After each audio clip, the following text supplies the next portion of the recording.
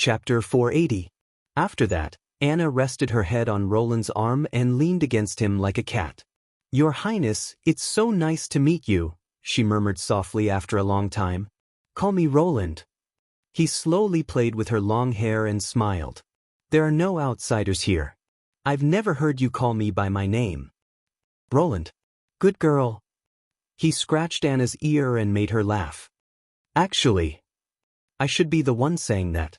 I would never have imagined that I would meet such an outstanding girl like you in the past. Not even in the palace? Nowhere." Roland shook his head slightly. "Sometimes when I think about it, I even feel that it's unreal." Anna was silent for a moment and leaned closer to him. "I'm right here. I won't go anywhere." This sentence instantly evoked his memories. He could not help but remember that she had said the same thing to him before. "Live like a normal person. I don't care. I just want to stay by your Highness's side. That's all." "Are you dreaming? I'm not going anywhere." "Yes." Roland ran his hand down her silky hair and stroked her smooth back. "You're right here by my side." Love is so wonderful, he thought. It was a meaningless conversation, but it made his heart feel warm, as if it was about to melt. This time, the silence was longer. When he thought that she had fallen asleep, Anna's voice rang in his ears again. "I'm a witch." "Sister Vendi told me that witches can't give birth," Anna whispered. "You'll encounter a lot of trouble in the future." "I'm not afraid of them," Roland replied firmly. "In fact, compared to the upcoming battle of divine will, all of this is nothing." Originally, he was still considering using the system to solve the problem of succession, but the information brought by Agatha completely changed his expectations. The war that would decide the fate of mankind was close at hand, and if the demons could not be defeated, all the kingdoms would be completely wiped out. Compared to that, the problem of succession was not worth caring about at all. Thinking of this, he paused. "Actually, I was a little worried before." "Worried about what?" "I was afraid that you would use this reason to reject me." "Why?" Anna was puzzled. "I want to be with you, no matter if I'm a witch or not." Roland couldn't help but chuckle when he heard her answer. "That's right, ever since I met Anna, she's always been like this. Straightforward, never beating around the bush, and she'd always express her thoughts to me. With her, there would never be a misunderstanding like in Korean dramas where, 'I'm doing this for your own good, but I'm not going to tell you.'" As they chatted, Roland felt energized again. Anna also noticed the change in him. She kissed his neck and climbed on top of him. The night was still long. The next day, Roland woke up exceptionally late. He only opened his eyes with a yawn when the sun climbed up to the top of the castle. Looking at his pillow, he couldn't help but be slightly startled. Anna was nowhere to be seen. Could it be that everything that happened last night was just a dream? He bent down and then breathed a sigh of relief. He saw a few strands of flaxen hair on the pillow and a faint fragrance coming from the side of the bedding. "What are you doing?" Anna's voice suddenly sounded above his head. Roland raised his head and suddenly felt embarrassed. It was really unsightly to sniff the pillow just now. "Ahem, I'm counting how many hairs you've lost." Why are you up?" "I went to bring you breakfast." She put the plate in her hand on the bedside table, and her actions looked a little unnatural. "When I woke up, I saw you sleeping soundly, so I didn't wake you." "Sorry," Roland said embarrassedly. "I should have prepared these for you." After tossing and turning several times last night, even a witch with an outstanding recovery ability would probably be quite uncomfortable at the moment. "What nonsense are you talking about?" Anna chuckled. "You're a prince." He shook his head and didn't say anything else. Instead, he pulled her into his arms. After hugging for a while, she patted Roland's back and said, "Well, since you're up, hurry up and eat your breakfast. We still have work to do today." "Don't you want to rest for a few more days?" "No," Anna said seriously. "We still have demons to deal with. Soroya and Miss Agatha are working so hard, I can't slack off." She smiled slightly. "Roland." After kissing Anna goodbye, the prince went to his office with a light body. When he opened the door, he was surprised to see Tilly sitting at the table waiting for him. "Good morning." He nodded at her. "What's the matter?" It's almost noon now. Tilly smiled. And you seem to have had a good dream. Did I? Zola couldn't help but touch the corner of her mouth. Of course, I'm smiling like a flower. She shrugged and then stopped smiling. I'm here to say goodbye to you. Roland was stunned. Goodbye? You're going back to Sleeping Island? I've been here for a long time. Although I've been in contact with the fjords by letter, I still have to go back. Now that the months of demons are over, I've accomplished the purpose of this trip. She got up and walked to the French window. Don't worry. Even across the sea, I'll fully support you in fighting against the church and demons. Can't you move to the western region? Roland made a final effort to persuade her to stay. There's a large piece of vacant land on the south bank of the Redwater River. It can accommodate all witches. We've already discussed this issue. Tilly sighed. It's not a matter of residence. It seems that she's made up her mind. Roland thought helplessly. Although this was a sign of political maturity and a strong sense of responsibility as a leader, it was not good news for him. Then wait for a week before you leave. I'll prepare something for the witches in the fjords. Oh! Tilly turned around. What is it? Books, courseware, and some exercises. He counted with his fingers. It can save you the trouble of copying and enhance the learning effect. In addition, bring a few revolvers. In case you encounter an enemy with a god's stone of retaliation, it can also play a role in self-defense. In addition, bring 2 steam engines. It'll be very convenient for pumping water for irrigation or for salt drying. I see. Tilly tilted her head. Thank you. Chapter 481. Recently, Vendy's life had been particularly fulfilling. Paper, just like her name, quickly absorbed knowledge about witches and magic power.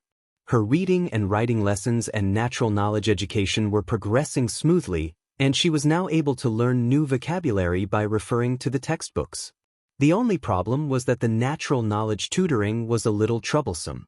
Sometimes, the little girl would ask questions that even Vendy couldn't answer, so she had to ask Anna or the prince for help. Summer was much clumsier than Paper, probably because of her age. She had to repeat a word several times before she could remember its spelling, and she was also dubious about the natural knowledge lessons. But Vendy didn't mind. If they were all as smart as Anna, that would be a real blow. What she didn't lack now was time and patience. Every day, after getting up, she would call the 2 of them to the living room to check on their homework. This was also the view that His Highness had promoted to all the teachers in the Ministry of Education. If you only learned without practice, you would soon forget. Only by practicing all the time could you remember. Vendy deeply agreed with this. The next step was to practice magic power. With this little bit of magic power, Paper could already help Agatha make acid or go to the shipyard to help harden cement.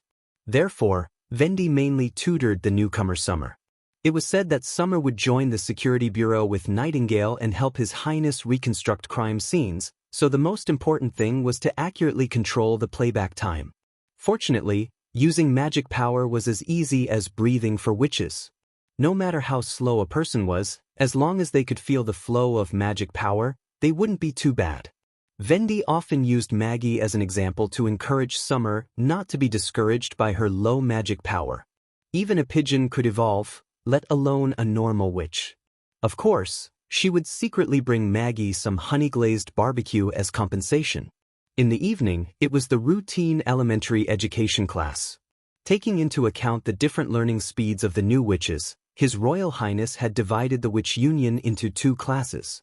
The original witches would continue to be taught by scroll and learn elementary physics and chemistry, while the newly awakened witches would be tutored by Wendy after the end of the regular course. This was also the most relaxing moment of the day for her. After all, as one of the first witches to join the Witch Cooperation Association, after a period of learning, Vendy had already widened the gap between her sisters who were at the top. Thinking that she had also been entrusted with the responsibility of managing the Witch Union by His Royal Highness, she felt even more pressure on her shoulders. Only when she was teaching new people could she put down her burdens and devote herself wholeheartedly. After assigning the homework for the 2 of them, Vendy went to the bathroom to take a hot bath. She returned to the bedroom feeling comfortable, but she saw Nightingale sitting on the bed, holding a book, Natural Science Theoretical Foundation, in a daze. She could only stare blankly. If she had paid attention to the book, she would have fallen asleep in less than a quarter of an hour. Vendi had never seen her persist in reading for a quarter of an hour. What's wrong? Vendi lifted the blanket and climbed onto the bed, sitting beside him. Nightingale slightly tilted her head and glanced at her. Her blank and empty look made her heart tighten. She had only seen this look in the other's eyes in Silver City, which was the first time she had met Nightingale. At that time, she had been walking alone in the snowy streets, completely ignoring the snowflakes covering her shoulders. His Highness Roland and Anna are together, she whispered. I pushed him. Vendi didn't know what to say for a moment. Recently, she could also see that the relationship between Anna and His Highness had become a lot closer, but everyone had tacitly agreed on this point, so she didn't feel surprised. As the first witch that His Highness had come into contact with, Anna was impeccable in all aspects. Except for her infertility, Scroll even thought that she was the most suitable person to become queen. But she didn't expect that this change was single-handedly brought about by Nightingale. I was clearly prepared, clearly knew that this was the inevitable result, but when I saw them together, why do I still feel so uncomfortable? Nightingale tightly grasped Vendi's hand. I've already made up my mind. Looking at the other's appearance, Vendi's heart also felt uncomfortable. The biggest impression that Nightingale had given her was that she was strong. Whether it was in Silver City, when she had imprisoned her distant relatives, or when she had fought against the church in the Witch Cooperation Association, no matter what kind of predicament she had fallen into, she had always been able to calmly face the battle. Even in the face of the aggressive Kara, she had never shown any fear. But in the face of love, she had once again become a helpless child, and on this point, she was powerless to help her. Because there was no right or wrong in love itself. Vendi had no choice but to hold her in her arms, gently patting her on the shoulder. If you feel uncomfortable, just cry it out. Nightingale shook her head and said in a muffled voice, when I left the Guyland family, I had already vowed that I would never cry again, never. Her voice was getting lower and lower, and finally became almost inaudible. Vendi felt that her chest was gradually becoming warm and moist, but even so, she didn't let out a single sob. Because she was trying her best to bear it, Nightingale's shoulders trembled slightly, and her grip on Vendi's hand became more and more forceful. I didn't cry. Well, you didn't. I know. Vendi closed her eyes, and in her heart, she began to regret what she had said to Nightingale.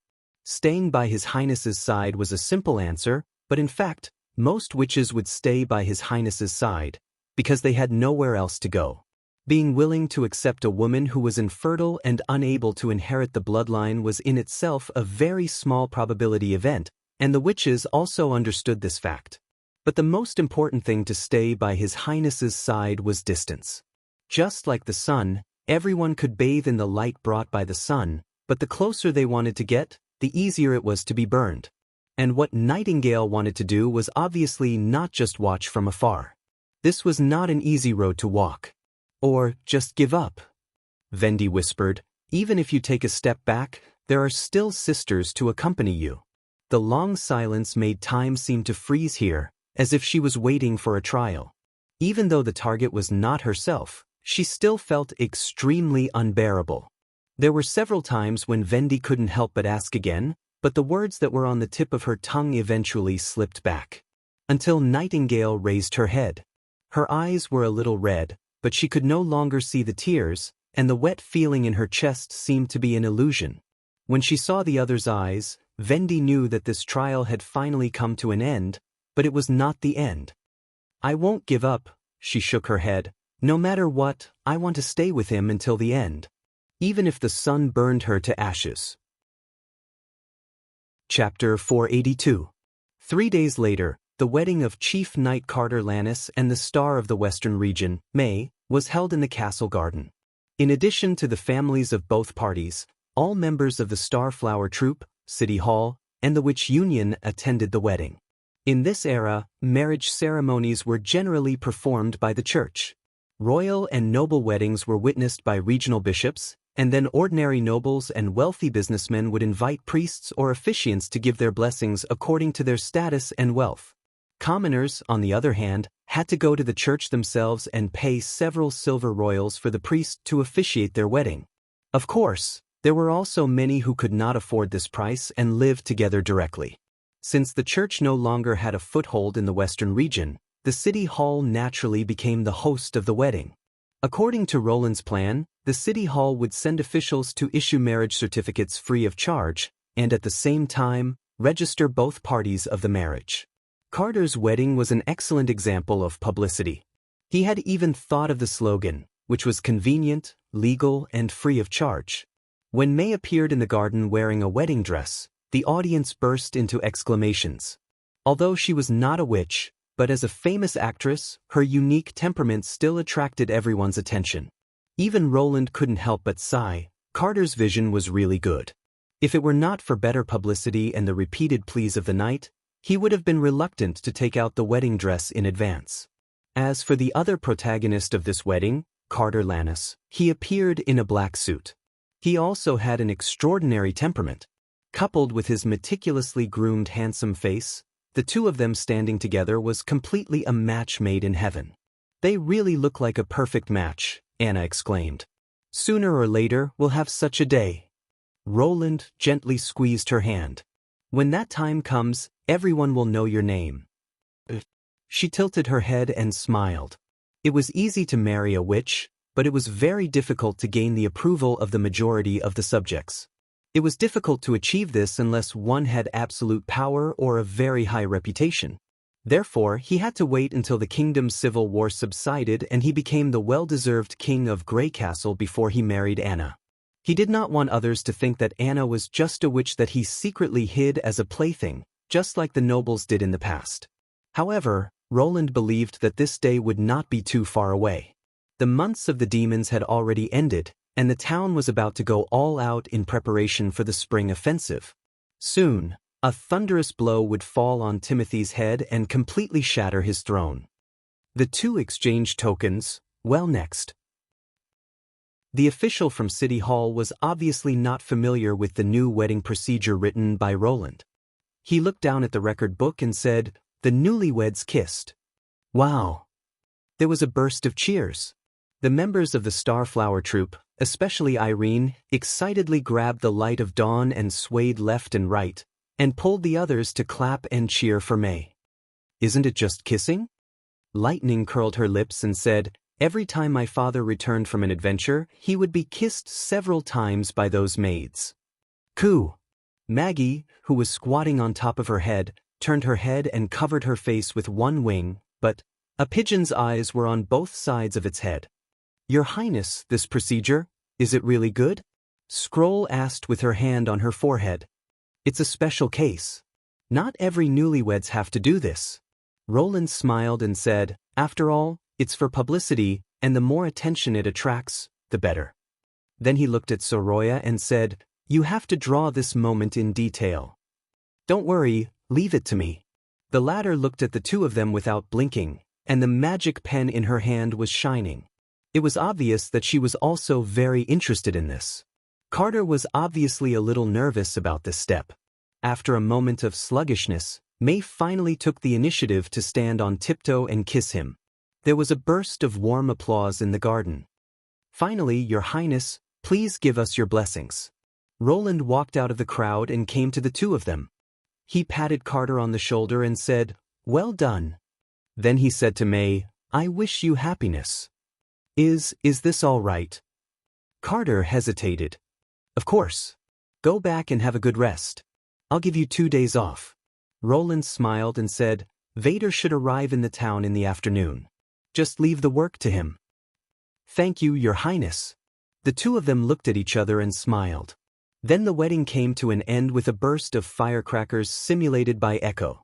In the afternoon, General Manager Barov and Minister of Construction Carr came to the castle office to report to Roland on the progress of the 3 supplies project. So far, all the water supply facilities in the residential areas have been installed, and most of the heating pipes have been buried. Carr pointed to a map of the town and said, but the power supply is still a long way off.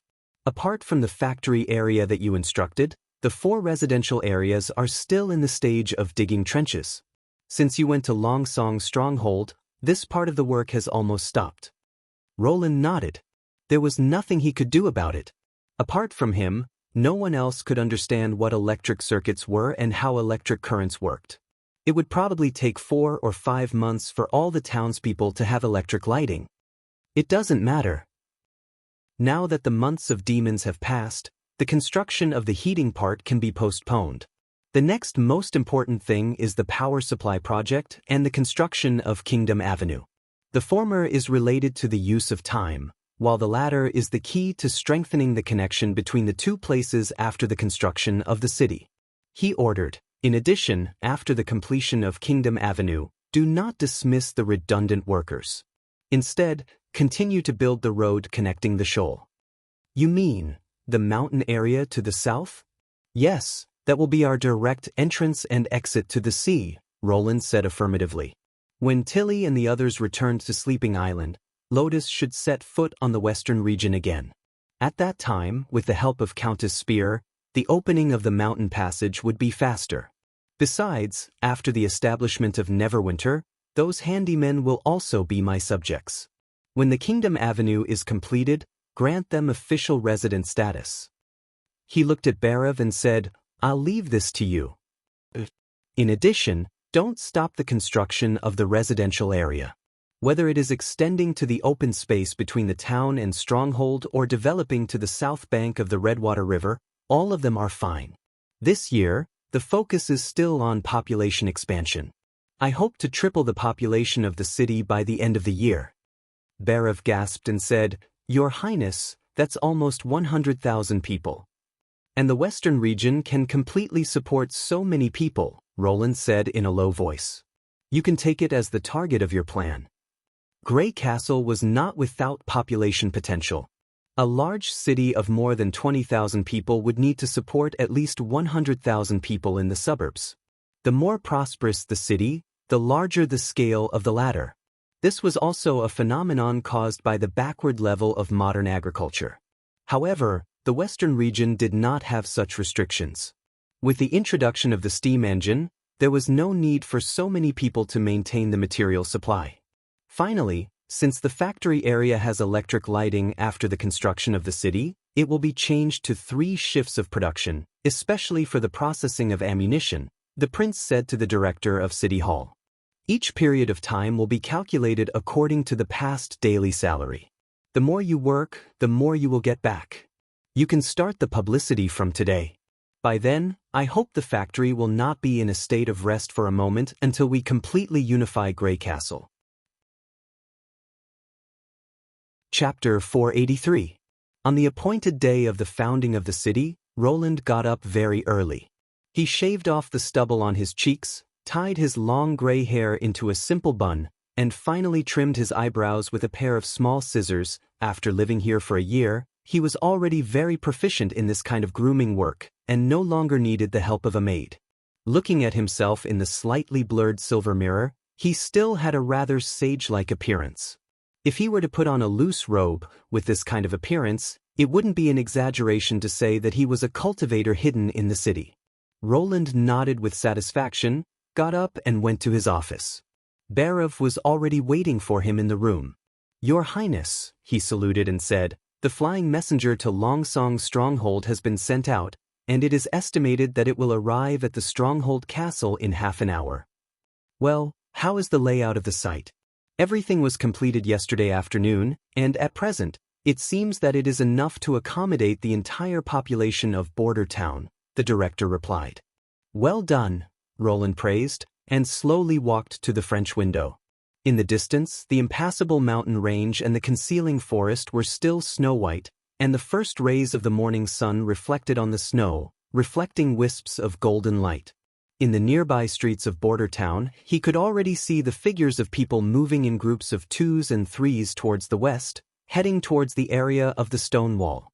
As a line of defense against the demonic beasts last year, this stone wall could be said to have played an indispensable role, but now, it had become the dividing line between the inner and outer city areas of Border Town.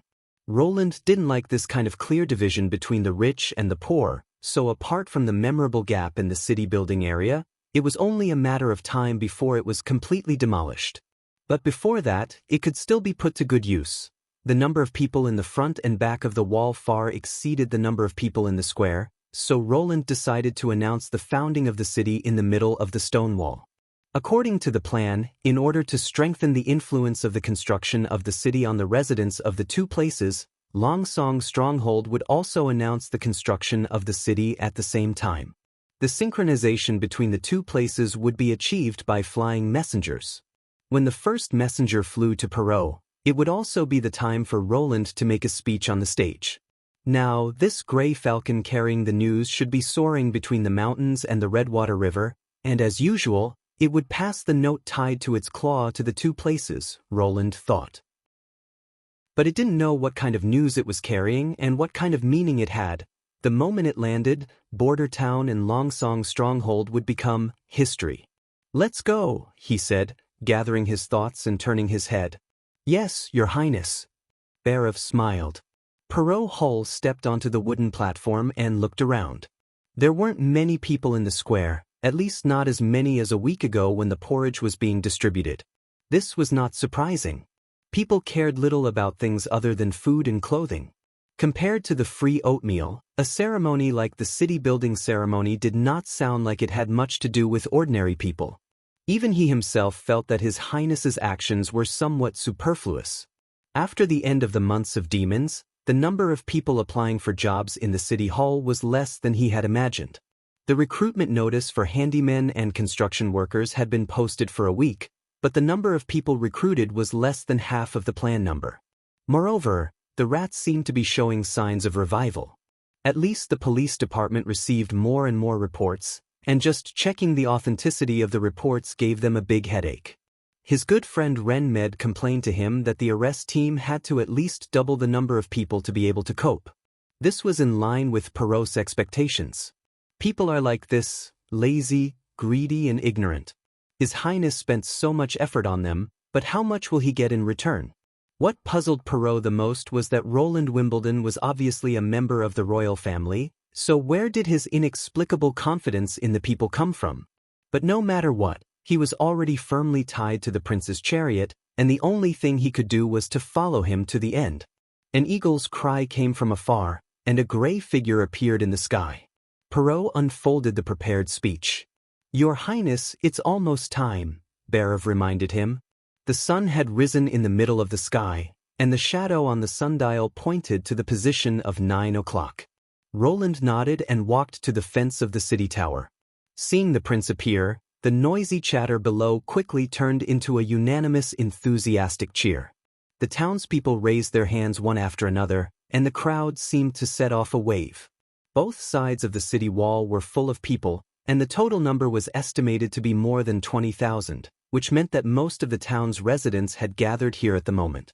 Roland was glad that he did not hold the city's founding ceremony in the central square, which simply could not accommodate such a large and enthusiastic crowd. He waved to both sides to suppress the cheers. "Hello, my subjects." The amplified voice echoed over the town. "I believe that all of you are already aware of what is going to happen today. This small town built for the North Slope mine will soon become a real city." In the past, the months of the demons were a nightmare for Border Town. In order to survive, everyone had to leave this place and flee to the stronghold. Now we are firmly stationed here. Osmond Ryan, who wanted to destroy the peace of the western region, has fallen, and the church, who deliberately murdered witches and enslaved people, has rolled out of this land. Even Timothy Wimbledon, who tried to destroy me, has failed. Even if he turned the southern and eastern regions of the kingdom into a sea of fire, the town is still safe and sound. This, I think the people who fled here have a deep understanding. Roland's words were quickly echoed by the crowd. Yes, he burned down Eagle City, and the port of Clearwater was also looted. The new king swept through Valencia, and the knight's actions were no different from those of bandits, or even worse. He took my son away, saying that he would become the king's guard, God. He is only 15 years old. The prince stretched out his hand and pressed it down. And these tragedies will not happen again. The new city is built for this purpose. Only by uniting more people can we keep the vicious enemies away and let them taste the price of recklessness. He paused and said, "And this is also my city. I hereby promise that Roland Wimbledon will never abandon any of his people. Even if Grey Castle is unified, he will not leave here." There was an uproar under the city wall. "Your Highness," Barov behind him said in surprise. Roland made a silent gesture. "Yes, this will become the new king's city of Grey Castle, and the kingdom will be reborn here. I believe, even if the endless cold comes, this city will still be as warm as spring." He paused for a moment, then raised his right hand. "From today on, Border Town and Longsong Stronghold will be one, and its name will be, Long Live Neverwinter. Long live Neverwinter. Long live." Everyone was excited, and the deafening slogan rang through the sky. Snow mist rose from the side of the mountains, and the rolling echoes rose and fell along the mountains, lingering for a long time. Looking at the cheering subjects, Roland's heart was filled with excitement. The seeds of reform had been sown, and one day he would see this cluster of sparks turn into a prairie fire, sweeping the whole continent. Chapter 484. The upper floor of the pivotal secret temple was brightly lit. Dozens of stones of lighting illuminated the round library at the top of the tower as if it were daytime. It was hard to imagine that one was underground in this hall. If it were the Hermes Cathedral on the ground, this place would be the Tower of Babel, which was also Zero's favorite place to stay. Through the window, she could easily overlook the whole pivotal secret area. Looking at the busy figures around the god's stone pillars of punishment like ants, she had a feeling that she was in control of all living beings, as if she was the god living in the holy kingdom of light, and the people walking slowly in the darkness under her feet were the believers who built the holy kingdom. Every time she had free time, she would take out a book from the bookshelf that recorded the history and secrets of the Union, sit by the window, and slowly read it. Of course, she would also put a cup of black tea with some winter flowers beside her. After becoming the Pope, Zero actually felt relaxed. She was not nervous about the battle of divine will, which was getting closer and closer. Instead, she looked forward to it. More than 200 years of life had made her feel very bored, and the invincible demons in the records seemed to be an opponent that could excite her.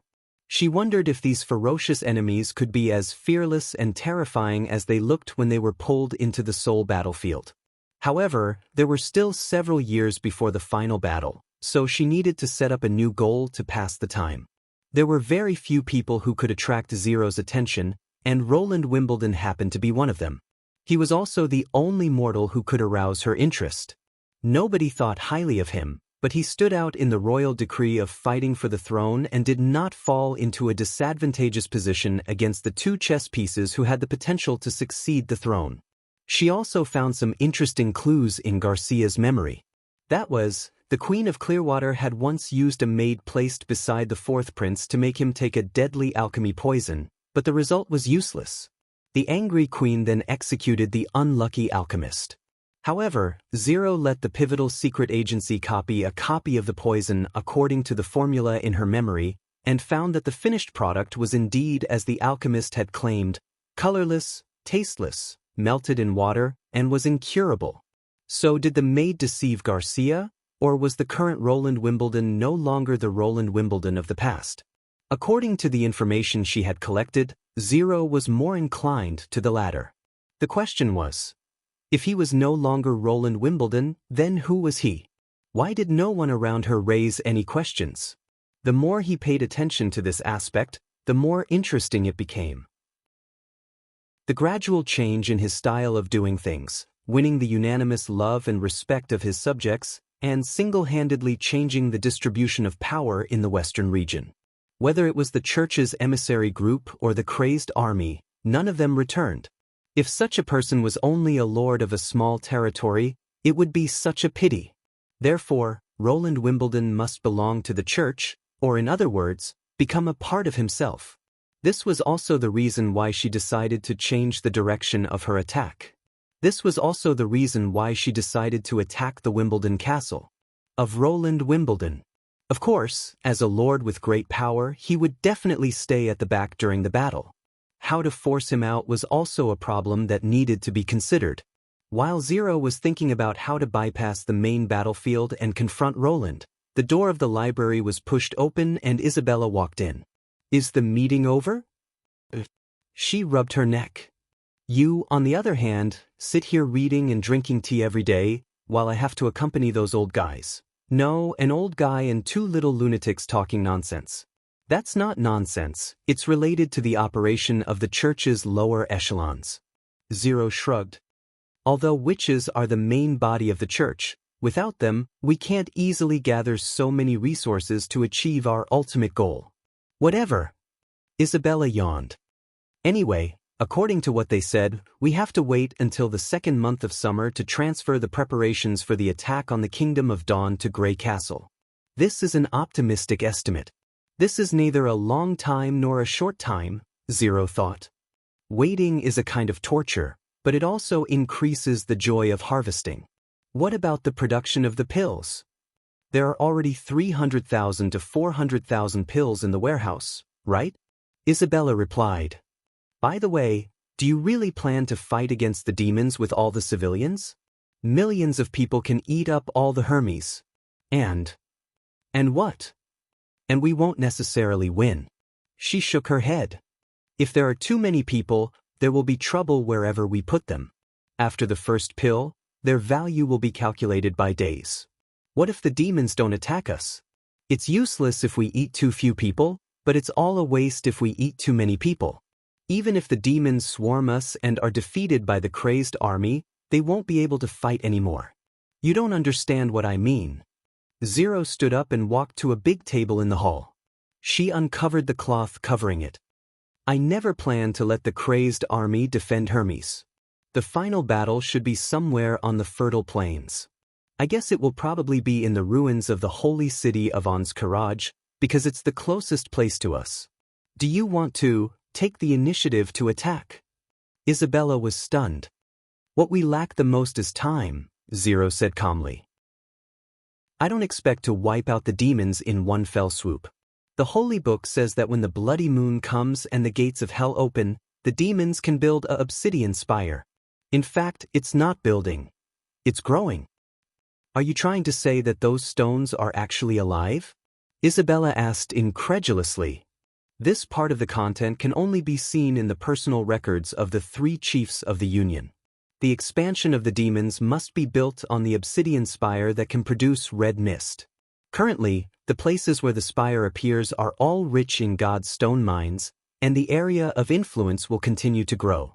At the beginning of the Second Battle of Divine Will, an extraordinary once led a group of soldiers to approach the red mist area from underground. As a result, she saw a shocking scene. There was an extremely huge monster surging under the spire, and its body was even thicker than the base of the spire itself. Zero said word by word, that huge monster was corroding the god's stone and turning it into a black crystal that emitted red mist. Considering that the demons have chaos beasts that specialize in turning God's stones into magic stones, it's not difficult to understand why they have such an ability. Isabella opened her mouth and finally spat out a word, disgusting. Chapter 485. Isabella stared at the map in silence for a long time. But the crazed army isn't Scourge. Although the drug can affect their minds, it won't give them an invincible will. In the face of a truly terrifying enemy, they will still be afraid and even flee. A 1,000,000-strong army is enough to crush us into powder. Of course it won't be that easy. Most of the candidates for the crazed army should be low-level believers of the church, and the judgment army should be the backbone. Zero returned to the window. And in order to obtain so many believers, unifying the four kingdoms is a must. What are the chances of success? 30%? 50%? She replied carelessly, "How can I know the chances of success when fighting against an enemy I've never met and all the information comes from ancient books from 400 years ago? Don't forget what I said before. If we're lucky enough." It was precisely because of this that it could be considered as moving. Placing the fate of the entire human race on this gambling table, using a few chips to stake everything on a single throw, using small gains to win big. A battle where the outcome of the battle was already decided would not make people feel uneasy or excited. An unexpected harvest was the sweetest. Whether mankind could survive or not depended on the courage, wisdom, faith, and sacrifice they displayed in this gamble. She thought that this was probably what God wanted to see. The weak would not be able to receive his smile. I hope you're right. Isabella curled her lips. I'm getting more and more curious now. Curious about what? If the fourth prince of Grey Castle were here, what would he do? Zero frowned. Why, do you really think he can defeat me?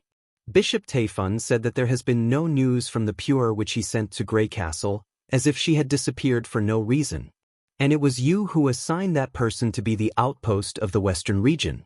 In addition, we also lost King City's Aphrodite, Bishop Candidate Mira, and Longsong Stronghold's Cathedral. Isabella paused here. Don't you think, ever since the church started to attack the Four Kingdoms, it has never suffered so many losses? It seems that whenever we get involved with the Western region, we always suffer losses, as if God is protecting them. Enough. Zero pounded the table fiercely. You know nothing about God. Isabella was slightly taken aback. I was just joking. Since when do you think God is so important? She suppressed the anger in her heart. He's just a mortal. Mortals can only rely on schemes and knowledge, and these will become a part of me. Even if he has a good way to fight against the demons, the Union can definitely do better. Zero turned around and stared at Isabella. When the army of the church enters the western region of Grey Castle, you will naturally know who is God's favorite. When Isabella left the library, she sighed softly. You're becoming more and more like a pope. Zero sat at the table in silence, unable to calm down for a long time. This was a rare occurrence for her, who had lived for more than 200 years, if not for the fact that God was involved. She knew what Isabella meant, but she could not explain it to Isabella. No matter who became the Pope, no matter what their original thoughts were, as long as they entered the prayer room, they would experience an unimaginable change. God really exists. Seeing that her thoughts were disturbed, Zero simply closed the book and walked to the top floor of the library. It was the highest point of the pivotal secret temple, where the prayer room was located. Zero pushed open a secret door made of bookshelves, climbed up a narrow stone staircase, and walked into a closed room without windows. The room was only a few square steps wide, not even enough for a person to lie down. The ceiling was conical, with a magic stone emitting a faint blue luster embedded in it. In the dim light, Zero could faintly see the four walls and the hard floor.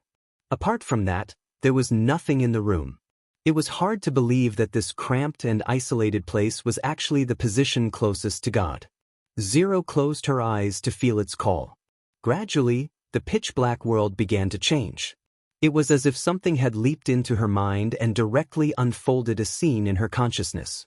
She knew that this was not her imagination. Even after devouring hundreds of souls, it was still far from being able to construct a scene that she had never seen before or even imagined.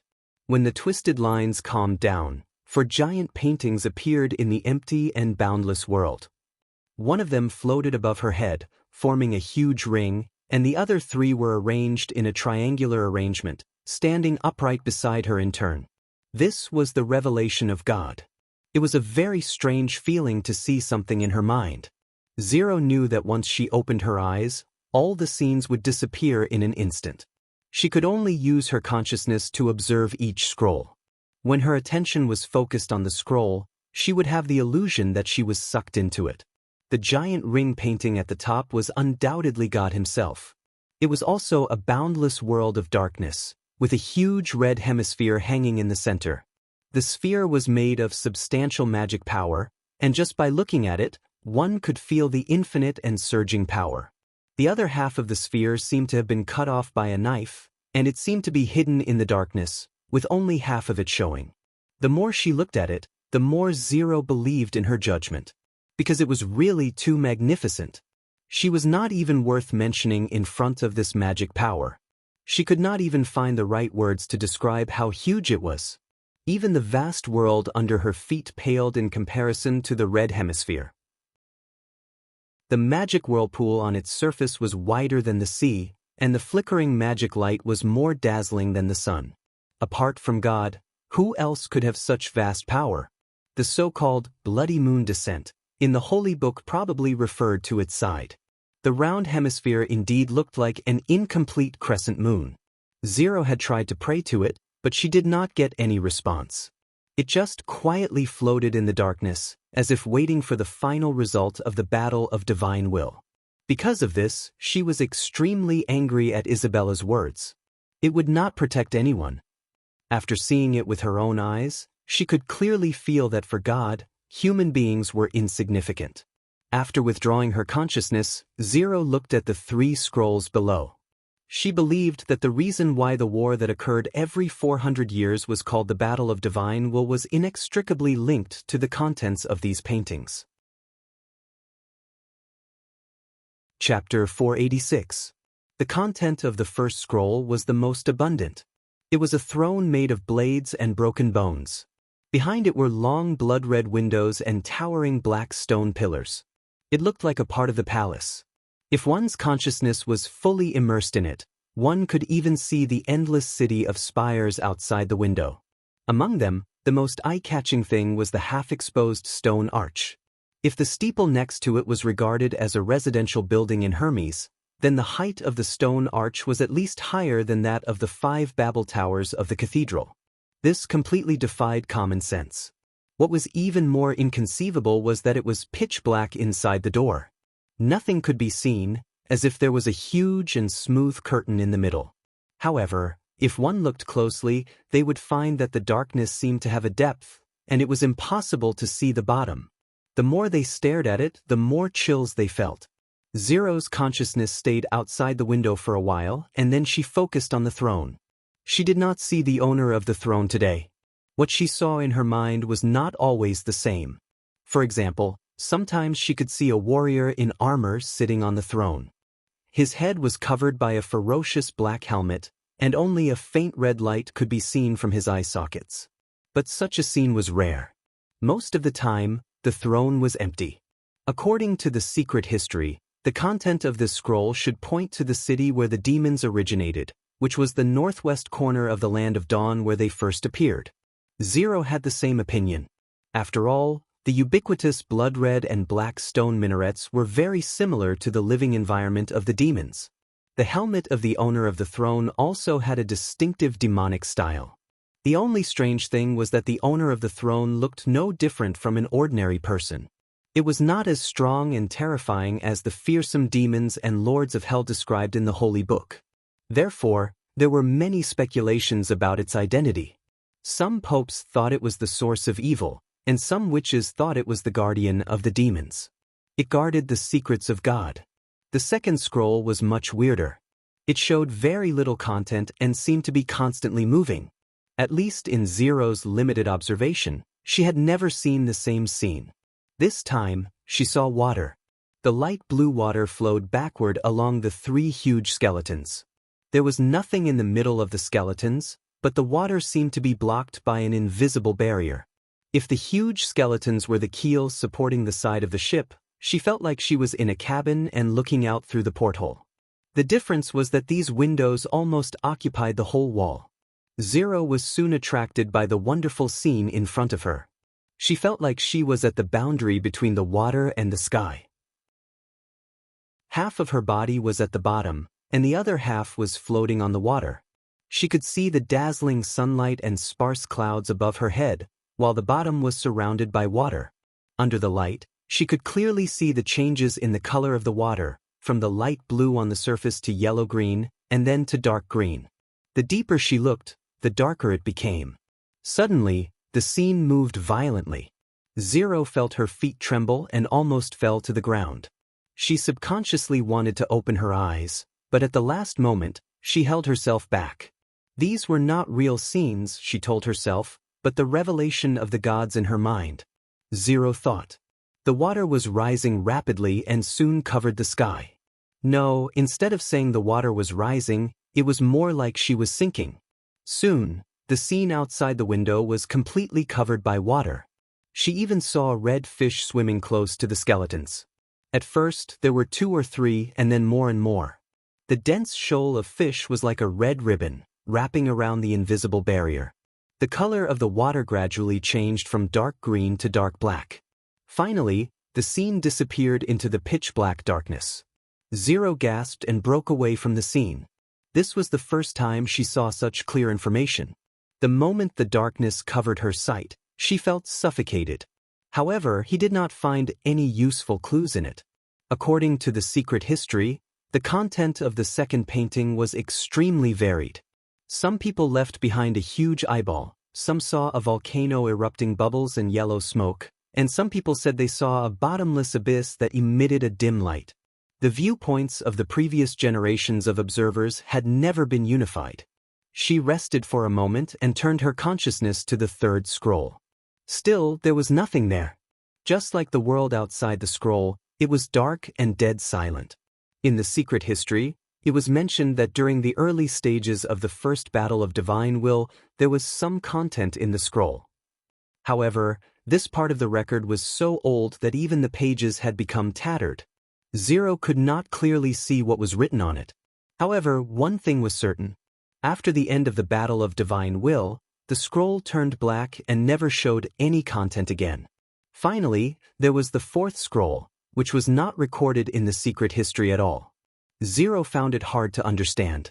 It seemed that they were hiding something at the same time. This was very strange. If even the Pope, who was the only inheritor of the secret, had no right to know, then this secret would be buried forever and no one would ever know. The scroll showed a wall. It was a gray, rough, and inconspicuous stone wall. Part of the mortar had fallen off, revealing the cracked stone underneath. Obviously, it had been standing there for a long time. There was nothing to be seen but this wall. After staying in the scroll for a while, Zero felt extremely tired. Comprehending a deity's revelation was an extremely exhausting task. Even she could not persevere for too long. Zero opened her eyes and cut off the connection with the magic hemisphere. The vast and endless world of darkness and the huge scroll disappeared in an instant. The small room under the dim light came back to her. She let out a long sigh, stumbled down the stairs, and returned to the library. She drank the cup of cold black tea in one gulp, and only then did she catch her breath. Although God did not give her any response, her anger had now calmed down. Isabella did not know anything about God, but she did. Zero looked out of the window and watched the busy figures under the tower. The feeling of controlling all living beings came back to her. After more than 200 years of experience, she had thought that there was nothing in this world that was worthy of her attention.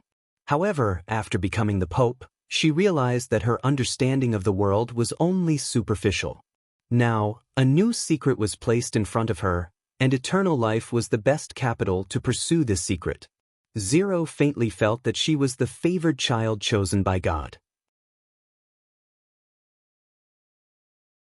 Chapter 487. Here comes the ship. A sail appeared at the end of the light gray sea line. There were no other merchant ships passing through here, so they could only see ships from Sleeping Island. Yes, Tilly responded softly. Her voice was barely audible when mixed with the noise of the sea crashing against the shoal. As she had her back to him, Roland could not see her expression. I have to go. Andrea sounded a little regretful. I quite like your territory.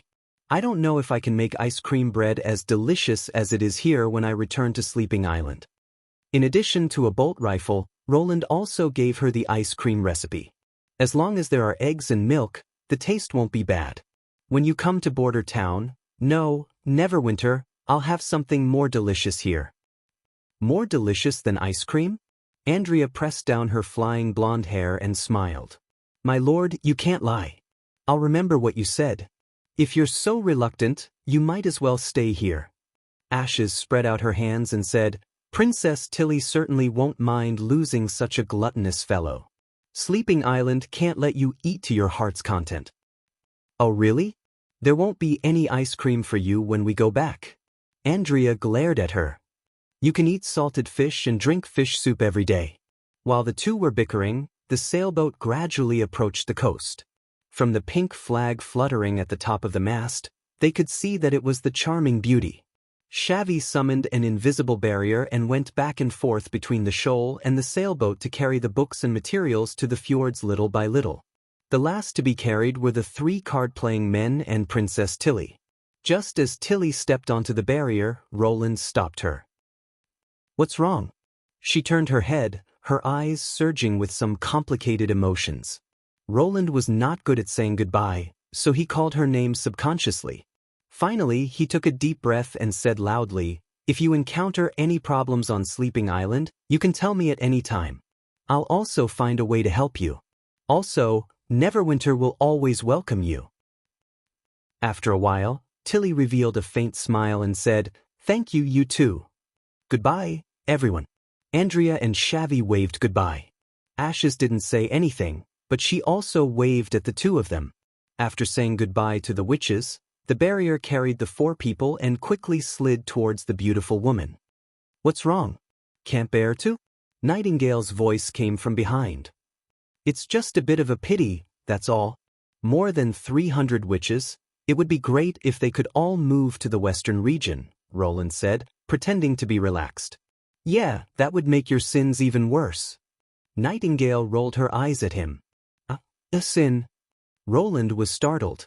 "But isn't the life here better than on Sleeping Island?" Anna was also puzzled. "Even if I told you, you wouldn't understand." She turned around and walked straight towards the hot air balloon.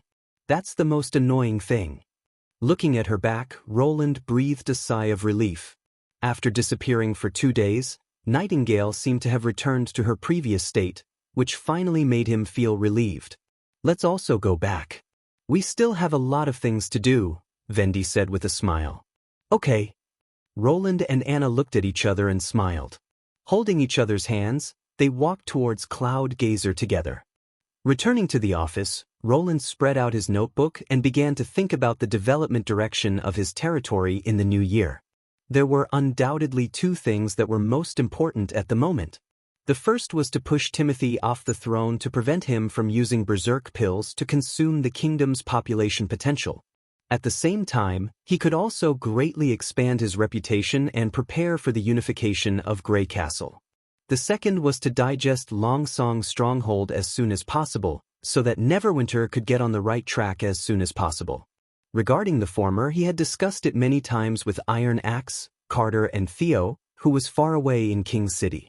They decided to launch the spring offensive at the end of April, which was the end of this month. At that time, most of the cities would start to plow and sow. The professional First Army would not be affected by the plowing period, but it was different for the traditional nobles. At that time, a large number of people would be bound to the land, and no one would be willing to risk starving in the future to start a war. If the army suddenly appeared on the outskirts of King City, it could completely catch the other side off guard. The steam engine factory, the ammunition factory, and the cement ship shed were all working overtime to produce war materials, and the logistics work was also running at full speed. Now that the city hall was well staffed, and this was not the first time the First Army had gone to war, both sides had a clear idea of what needed to be prepared and what needed to be done, so Roland was not too worried. Therefore, the focus of the work in the near future should be on absorbing the resources of Longsong Stronghold. Thinking of this, Roland summoned Barav to his office. "Have you calculated the industries of Longsong Stronghold and the surrounding territories?" He took out a small notebook he carried with him and said, "It's all here, Your Highness. The stronghold's income mainly comes from the mining and salt industries. Especially the former, there's a high-quality gemstone mine in the west of Longsong Stronghold near the impassable mountain range, which previously accounted for more than half of the stronghold's income." Gemstone mine? Roland was not interested in this kind of luxury. Doesn't the North Slope mine also produce raw gemstones? Why was the town so poor when I came here? "It's different, Your Highness." Barav rubbed his hands and said, "The gemstones in the North Slope mine are produced along with other mineral veins, so the quantity is very small, and after cutting them open, they may not necessarily be used as raw materials for jewelry. But the gemstone mine in Longsong Stronghold is different. Its rock walls are covered with colorful stones, and you can get a high-quality 5-color stone by knocking on it. If you transport it to King City, you can sell it for dozens of golden dragon. The output and quality of the gemstones in the North Slope mine are far superior. 5-color stone? Roland asked curiously, what does it look like? It looks a little transparent, and it doesn't have a fixed color. Under the sunlight, it can reflect different lusters, from light green to orange red. After it's cut, it can even show a variety of colors on the gemstone. Compared with ordinary rubies and sapphires, it's more like the crystallization of the sun. Bhairav paused. The 5-color stone of Grey Castle, the ice crystal of Everwinter, and the luminous stone of Dawn are the most sought-after jewelry among the nobles. It sounds very gorgeous, Roland thought. In the future, I will use it to make a ring for Anna. But for the construction of the people's livelihood, the gemstone mine has little significance. Are there any other mineral resources? The Maple Leaf family and the Wild Rose family each have an iron mine, Bhairav said, but the scale is not as large as the North Slope mine. Chapter 488. What about the salt industry? There were many mines in the western region, so it was not surprising that mining was the pillar industry of Stronghold. However, it was the first time he had heard of the salt industry. Prince Roland knew nothing about local specialties, and Roland also thought that salt production was the main industry of coastal cities. Stronghold, the Elk family and the Honeysuckle family each have a salt well. In fact, the 3 wells are very close to each other, basically located at the border of the territory. I heard that more than 200 years ago, civil wars in the western region often broke out in this area, and the war lasted for nearly 50 years. Bhairav said while stroking his beard. And then the 3 nobles who took this place became the biggest winners in the western region? He asked with great interest, what's the output of these salt wells? In addition to supplying the western region, it will also be sold to Fallen Dragon Ridge, Redwater City, and small villages along the way. Bhairav flipped through the records in the notebook. It accounts for about 15% of the income of Stronghold. So little? Roland was surprised. The price of salt in the market is not low. It's too difficult to get salt out of the deep well. The director shook his head. I know a nobleman in Silver City who owns a salt well in his territory. The mouth of the well is only the size of a head and can't even fit a wooden bucket. When collecting salt, you must first pour water into the well. After the salt has melted into the water, you can scoop it up with a bamboo pole. Why not expand the mouth of the well? Bhairav showed a proud smile. Your Highness, because the location of the salt layer is too deep. If we dig according to the method of digging a well, I'm afraid that the inner wall will collapse before we dig too deep. According to him, that salt well has been mined since his grandfather's generation, and the depth of the well can almost reach the bell tower of King City. I see, Roland thought. It seems that people in this era have chosen to collect salt by soaking brine due to the limited depth of the well. This is an effective method, but the process obviously has a lot of potential for improvement. Whether it is using the power of Lotus to improve the salt mine or using a steam engine to extract brine, the efficiency of collecting can be greatly improved. If Neverwinter could obtain an adequate supply of salt, it would not only bring great profits to Neverwinter, but also make the refined salt, which was healthier and tastier, available to every subject's home. After all, the salt they currently consumed was still coarse salt mixed with various impurities and foreign substances. I understand. Thinking of this, the prince nodded in satisfaction. You may leave now. Don't slack in your recruitment work.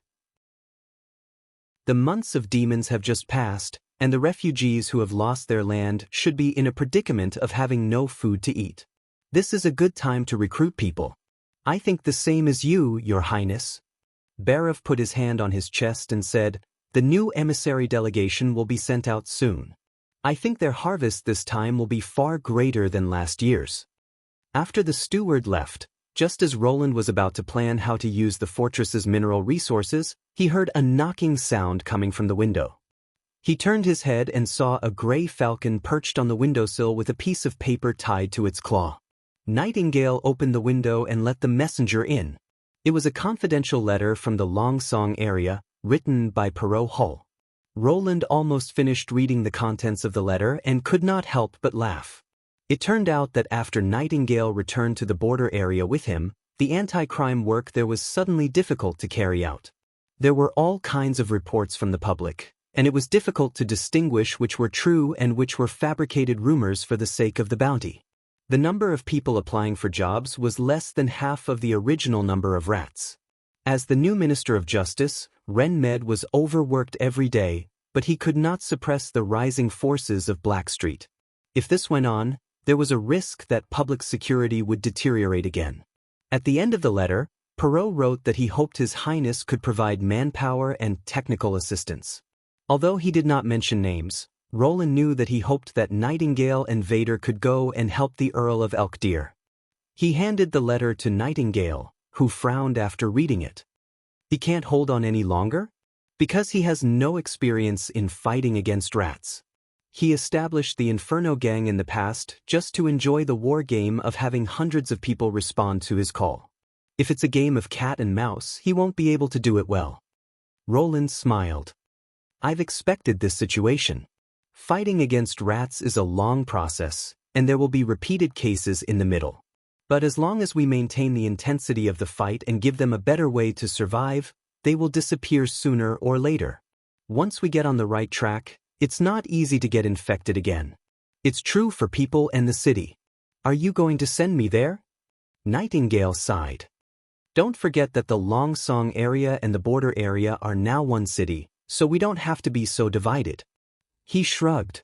Didn't I say at the enlargement meeting that one day we'll be able to have breakfast in the border area in the morning and deal with affairs in the Longsong area an hour later? You're the head of the Security Bureau, so you'll have to go back and forth between the two places to inspect the work in the territory. What will you do if I leave? She shook her head. Don't say that you won't be in danger. Timothy and the church will see you as a thorn in their side. If they send witches to assassinate you, only I can stop them. Roland wanted to say that he had the god's stone of retaliation, so ordinary witches would not be a threat to him. But then he realized that Nightingale might not care about that. Listen to me, I can't agree to anything you say. Vendy and Scroll will definitely be on my side. You're the most important person in the Witch Union. I'll go with you. Ahem, is that so? Nightingale suddenly choked, and then somewhat flustered, she turned her head to avoid his gaze and said, Since the other party asked me to do this, only I can do it. The prince could not help but laugh. Take Summer with you. It's time for her to learn how to use her ability in practice. In addition, Sylvie and Soroya should also go with him. While exploring the mines, they should also set up an ID system. It would be better if they could also set up a low-level city hall. He wondered how the training of the nobles from Longsong Stronghold was going. 3 days later, Roland led the witches and the nobles from Longsong Stronghold to board a ship to the Longsong area. Chapter 489. In the evening, the ship arrived at the inland port of Longsong District. Perot, who had received the news, was already waiting there with his men.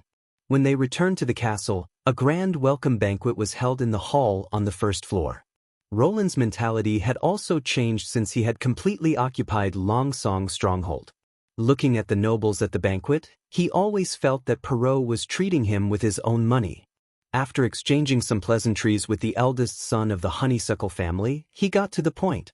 Have those rats started to come out again? According to the reports we received, it seems so. Perot made a gesture of invitation and led the prince to a corner of the hall. But compared with the organized Blackstreet groups, the criminals caught now are all individuals, such as theft, robbery, murder, and so on. Anyone who is caught is dragged to the square and sentenced to death by hanging. But you asked us to have conclusive evidence, so we only deal with a very small number of the reported criminals. It takes a lot of time just to verify the information and... The eldest son of the Honeysuckle family paused. Recently, we have encountered a big problem. What kind of problem? Someone is openly resisting your policy, Your Highness. Perot said worriedly, Count Med knows the details better. I'll let him tell you the details. Your Highness, the elk family salutes you. After being summoned, Ren bowed to the prince and then began to explain what had happened. Recently, there has been a major incident in the north street of the outer city. Well, according to Minister Vader, it should be called a serial murder case. Well, that's my own term. Roland suddenly became interested. Go on. Yes, Ren Med said in a low voice. Since 3 days ago, a resident has been killed in their home every night. The commonality of the victims is that they are all men, live alone, and have no family members. Most importantly, they have all reported their jobs to the city hall. The prince frowned. They are all regular workers? If handyman is a regular job, said the Earl of Elk, nodding, there is a picture left in the room of every murdered resident, a crown and a red cross, painted in blood. Because of this mark, I asked the city hall for confirmation and learned that their names were on the list of people who were going to build houses in the Redwater district. So you think their goal is sabotaging your recruitment plan, Your Highness, he replied. This matter has been publicized in North Street, saying that as long as you apply for a job in City Hall, you will be targeted by the killer. I think so too, Perot chimed in. The number of applicants was lower than expected, and now almost no one dares to sign up on North Street. Now, there's an additional group of residents in City Hall who have changed their minds, saying that they're not feeling well and can't leave the city for the time being. They're hoping that the officials can strike off their names. Right now, the news is only circulating on North Street.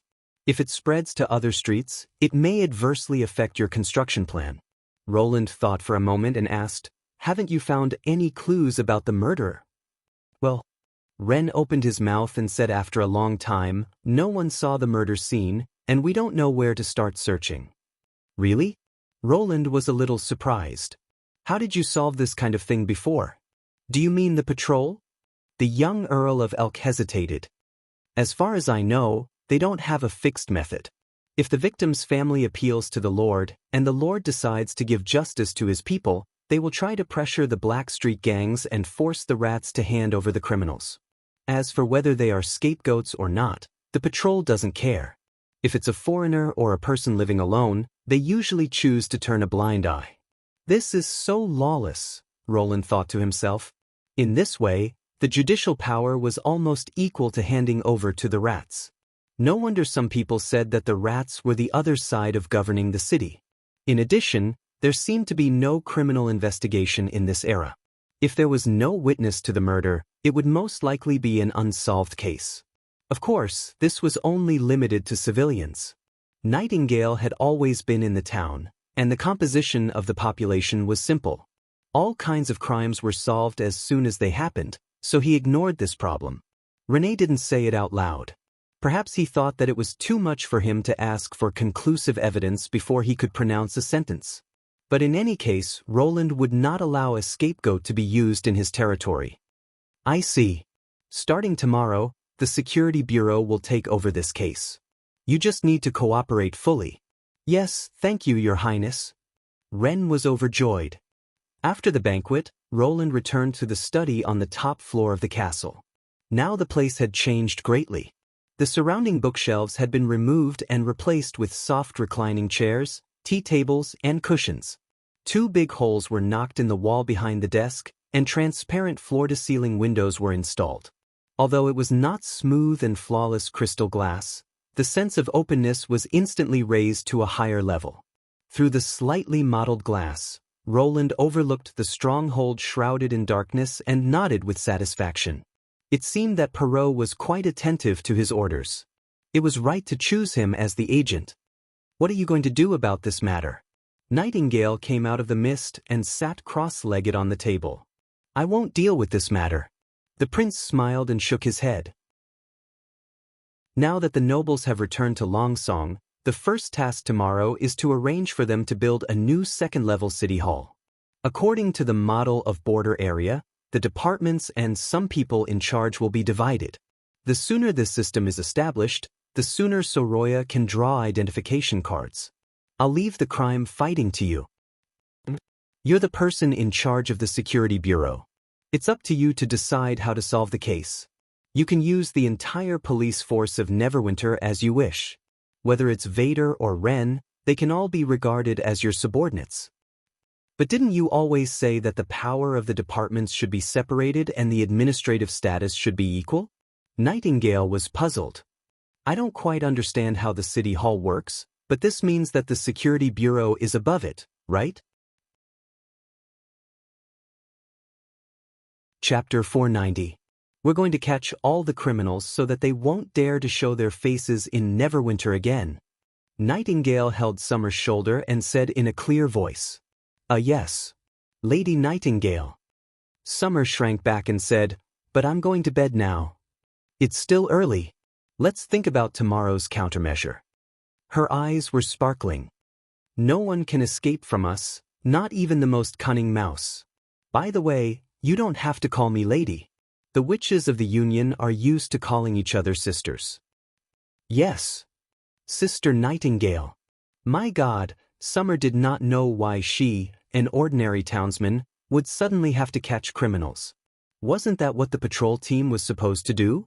Moreover, after returning from His Highness' study, Lady Nightingale, no, Sister Nightingale had been very excited. She had repeatedly said that she would catch the criminals with her own hands. It seems that she is indeed a witch who abhors evil. Summer sighed in her heart. But, can I really help her? Thinking of this, she asked cautiously, what should we do? I've never caught a criminal before. Catching the murderer is my task. Nightingale patted her chest and said, you just need to recreate the murder scene and let everyone see who the real murderer is. You mean, recreate the moment when the criminal made his move? Summer hesitated. But how can I know when he made his move? Nightingale paused. You're right. How many times can you use this ability in a day? I've been practicing with Sister Vendi for a week. Now I can use it 4 times, but that should be my limit, Summer said dejectedly. My magic power is very limited. If I want to extend the duration of the illusion, the number of times will decrease. In addition, the duration can't exceed 2 days. Otherwise, the magic power consumption will increase greatly. How long does it last? Quarter of an hour. It's not enough. Nightingale paced back and forth beside the bed. If the replay doesn't include the prisoner, it'll be troublesome. She thought for a while. If I reduce the duration, can I try a few more times? It should be possible, but I don't know if I can do it, Summer muttered in a low voice. Sister Vendi said that as long as I control the magic power accurately, I can control the time when I use the ability. But every time I use the magic power, I always feel that it runs away quickly. It's a pity that Countess Spear isn't here. She looked a little regretful. In that case, let's deduce a time and try our luck. Try my luck. The other party laughed. My luck has always been good. Otherwise, I wouldn't have met His Highness Roland. At this point, her tone suddenly dropped.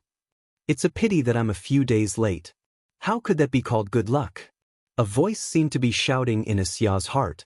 No matter how you look at it, this luck is unreliable. Not to mention a few days late, even if it's half an hour late, my ability will be meaningless. Oh, will I be able to catch the criminal tomorrow?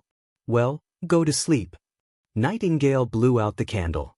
Darkness suddenly poured in through the window and filled the room. She answered with her head bowed. She climbed into the big bed and instantly felt that she was surrounded by a layer of soft bedding. Oh, God, is this the bed used by the nobles? It's too comfortable. Summer buried her head in the pillow that had no smell and felt the curve of her body slightly sink. Her whole body relaxed and soon, a deep sleepiness came over her. I wonder if the witches living in His Highness Castle can also have such a comfortable bed? If I sleep on it every day, I'm afraid I won't even be willing to get up in the morning. In a daze, she heard Nightingale whisper beside her, I'm his shield. Then Asia fell asleep. The next day, just after dawn, she was woken up by Nightingale. Get up, we should go, Nightingale said in high spirits. Yes. Summer reluctantly got out of the bed, put on her coat, and followed Nightingale down to the first floor of the castle. In the hall, a tall brown-haired man was pacing back and forth. When he saw the two, he immediately came forward and saluted them with his hand on his chest. "Hello, I'm Ren Med, the Earl of Elk County. I've been waiting here under His Highness' order. You must be Lady Nightingale. May I know who this is?" "Summer, my assistant." Nightingale slightly raised her head. "She's also a witch." "Is that so?" The man looked a little surprised, but soon nodded to Summer. "That's great. With your help, the criminal will have nowhere to hide. Where are your men?" "They're all on standby outside the castle." "Very good. Let them wait a little longer. I haven't had breakfast yet." "Of course, please enjoy." Summer stared at the two without blinking until Nightingale turned to the dining room. Then she hurriedly followed her. Heavens, was that really Sister Nightingale just now? She had never seen her with such a dignified demeanor. No, dignified wasn't the right word. It was a kind of aloof and remote imposing manner, as if she was also a noble. That was definitely not something that could be seen in a commoner. And she was an earl. A very young earl. In Valencia, he was definitely the perfect man in the eyes of women. If it were Summer, she would probably be so nervous that she couldn't even speak in front of him. However, Nightingale didn't seem to care about this at all. She even kept him waiting. "Isn't this not good?" Summer cautiously asked the worry in her heart. "Don't worry. His Highness said that in his territory, nobility is just a title. The Earl can't eat you." Nightingale smiled. "Besides, the Security Bureau is a department with a higher status than City Hall. I'm his boss, why can't I let him wait for me?"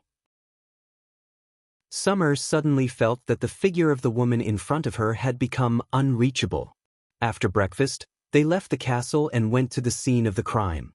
Just last night, another victim died in his home, but this time, it was at the junction of North Street and West Street. "It's the fourth one," Nightingale frowned. "And the location is also moving west. This shows that the murderer realized that if he always committed the crime in one block, the effect of spreading the news wouldn't be so ideal." Ren nodded. "After all, the rats no longer exist." Not long after they walked into a muddy alley, the police officer leading the way stopped in front of a dilapidated wooden house. "Sir, this is it." Summer followed Nightingale into the wooden house, and her heart suddenly skipped a beat. She saw a man lying on his back on the floor. His neck had been cut open, and blood was flowing all over the floor. On the wall facing the door, there was a dark red cross crown mark, and a strong smell of blood assailed her nostrils. Chapter 491. Is this the first time you've seen such a scene? Ren came over with concern. "Go outside and get some fresh air." "No, no." Summer saw that Nightingale had squatted beside the body and was examining the wound calmly. She could still act as if nothing had happened in the face of such a bloody scene. Summer had to hold on and at least not embarrass her. "Much better." "When was he found?" Nightingale turned around and asked. At dawn this morning, the surrounding residents rushed out to fetch water before dawn and found his body. The door was left open, as if deliberately showing it to others. Ren briefly explained, "If it was in the past, I'm afraid we would have to wait 2 or 3 days to receive the news. But recently, City Hall has offered a reward for tip-offs, so someone immediately reported it to City Hall." "What's the identity of the deceased?" "Shovel, Friedman." Ren looked around at the furnishings in the house. "Nothing. Well, he should have been a rat before. Did anyone see him at night?" I asked. "What about the noise?" "No one's heard it. To kill such a big man, there should be some noise." Nightingale frowned. Even if his throat was cut, he wouldn't die immediately. Beating the floor or struggling before death should have caused a lot of noise. "Are you sure they're not lying?" "This shouldn't be." Ren hesitated. "After a murder, the residents here are in a panic. Besides, helping the police catch the murderer will give them extra rewards. They have no reason to lie." "Well, you call all the people around here, and I'll ask them myself." "Summer." Nightingale looked at her assistant. The assistant trembled. "Go to the castle and call Soroya over." Summer hurried out of the door and ran to the castle. For some reason, she felt that Nightingale was beautiful when she gave orders. Her every move revealed a strong self-confidence. No wonder His Highness entrusted her with the responsibility of safety. When they returned to the alley, in addition to Soroya, there were 2 more people beside Asya. "How could you not call me for this kind of thing?" Lightning flew into the room and shouted, "His Highness is so biased." Cuckoo. Maggie followed closely behind. "They insisted on coming," Summer said timidly. "When I'm not around, shouldn't you protect His Highness Roland?" Nightingale raised her eyebrows. "This isn't an adventure game. Don't worry, with Sylvie here, no one can easily get close to him," Lightning winked. "And His Royal Highness is about to convene a meeting of the nobles. What kind of danger could he encounter in the castle hall?" It was really inconceivable. Asya thought, how could these 2 people be so indifferent in the face of a bloody and terrible murder scene? Especially Lightning, who was obviously a few years younger than Roland, but her eyes were unexpectedly filled with a trace of excitement. God, after becoming a witch, what did they experience in the end? This is... Ren and the other policemen stared at the woman and the bird floating in the air, their eyes wide. "They're also witches," Nightingale said grumpily. "Anyway, you have to go back before the meeting is over, understand?" "Oh." Lightning pouted. Did you ask me to come here just to draw this corpse?" Soroya was the last to enter the room. Asya noticed that her complexion was not much better than his, so he calmed down a little. "No, it's to draw the murderer." Nightingale closed the door and explained the arrest plan to everyone. "With the murderer's portrait, we can post it in the square for a reward. This should be the fastest way to find him." The Earl of the Elk family gasped. "You mean this witch? Miss Summer can recreate the murder?" "Not necessarily. Due to the time limit of the illusion, we still need some luck. You'll see in a moment." Nightingale nodded to Asya. "Let's start." "Okay." The latter closed her eyes and followed her instructions, placing the first flashback between midnight and dawn. In the darkness, magic power gushed out from her fingertips and intertwined, gradually forming a clear image. A wooden board, a bed, a table, a room. In her mind, a new room was formed. The dead man was lying on the ground, blood flowing along the uneven soil, and the door that should have been locked was pushed open. Is this the ability of a witch? It's unbelievable. God, these illusions are so realistic. I can't believe it's the power of the devil. Sure. Shut up. The whispers of the police came from all around. It seems that he's already dead. Summer felt someone patting her on the shoulder. It was Nightingale. Don't waste your magic power. Let's change to the next time. When the second flashback was about midnight, the figure on the floor suddenly disappeared and the dead man appeared on the bed, sleeping soundly. Does this mean he died within the time indicated in the 2 illusions? Ren asked doubtfully. Yes, from midnight to 3 o'clock. This 1.5 hours is the perfect time for the murderer to act. I see. Miss Summer's ability can't last too long, so she's likely to miss the murder scene. That's why you said we need a little luck. That's right, Nightingale replied. Considering that it takes a long time to leave a mark after the murder, let's recreate the scene close to 3 o'clock. Asya nodded, exhaled, and performed her ability again. She controlled the flashback point to be between 2 o'clock and 3 o'clock. Her magic power surged toward the empty wall and created a standing stranger. He was gesturing something on the wall with a blood-stained sheet. It seems that I found it, Nightingale smiled. My luck is really good. Is this the murderer, Ku? He looks ordinary. I thought he'd at least be a burly man, Lightning said disappointedly. We can only draw his profile. Soroya looked at the wall. Is there any way to make him turn around? Summer, I'll leave it to you, Nightingale ordered. Yes. She knew what to do without Summer's explanation. The last illusion moved forward a little more than a quarter of an hour.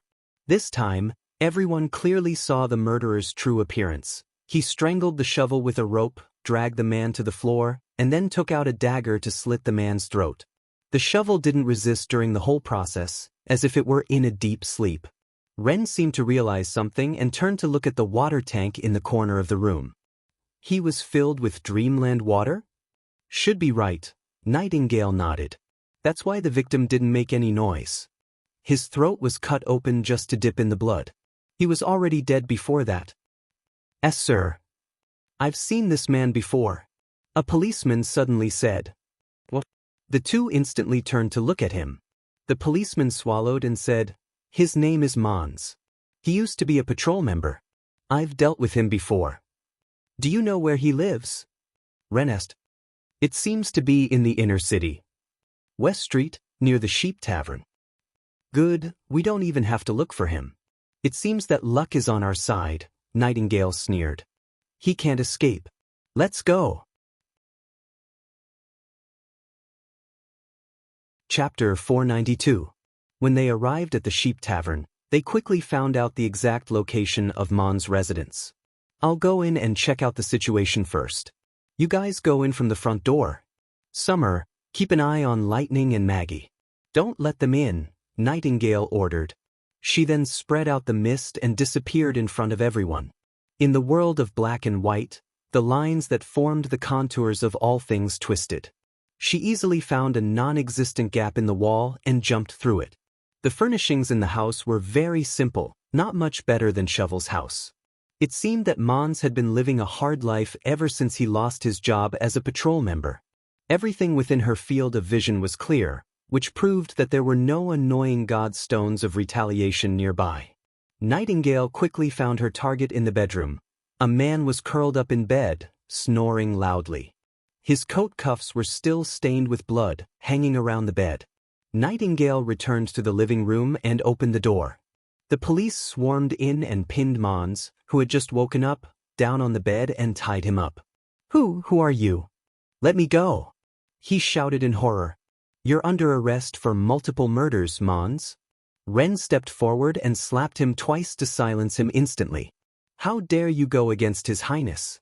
Hanging you at the city gate would be too easy for you. I didn't. Didn't? The Earl of the Elk family changed the slaps to fists. With two muffled sounds, Mons opened his mouth in pain. His mouth was full of blood, and one of his front teeth was missing. We saw your murder last night. What else do you have to say? You used dreamland water to stun Shovel. You didn't want the blood to splash on you. You hung him first and then cut his throat. You're pretty good. Mon's eyes were filled with disbelief and deep fear. Killing the rats in charge of the declaration and drawing the crossed crown with blood. Whose idea was that? Nightingale picked up a glass bottle from the bedside table, which was half filled with a light blue liquid. Dreamland water isn't cheap, and after the rats have been wiped out, it won't be easy to buy this kind of thing again. If you tell me the truth, you might be able to live. Ren clenched his fist. Otherwise, I'll let you taste the wrath of a noble. Nightingale did not stop him, even though she knew Earl Elk was lying. As His Royal Highness had said, the safety of the territory was the most important, and those who destroyed it should be taught a lesson. While Mons was still hesitating, the fist landed on his body again. This time, it was the abdomen and ribs. Ren, who had gone through the knight's training, was very precise in his control of strength.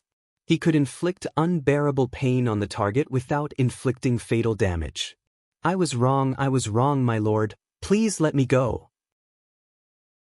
It was a fellow from the inner city who told me to do this.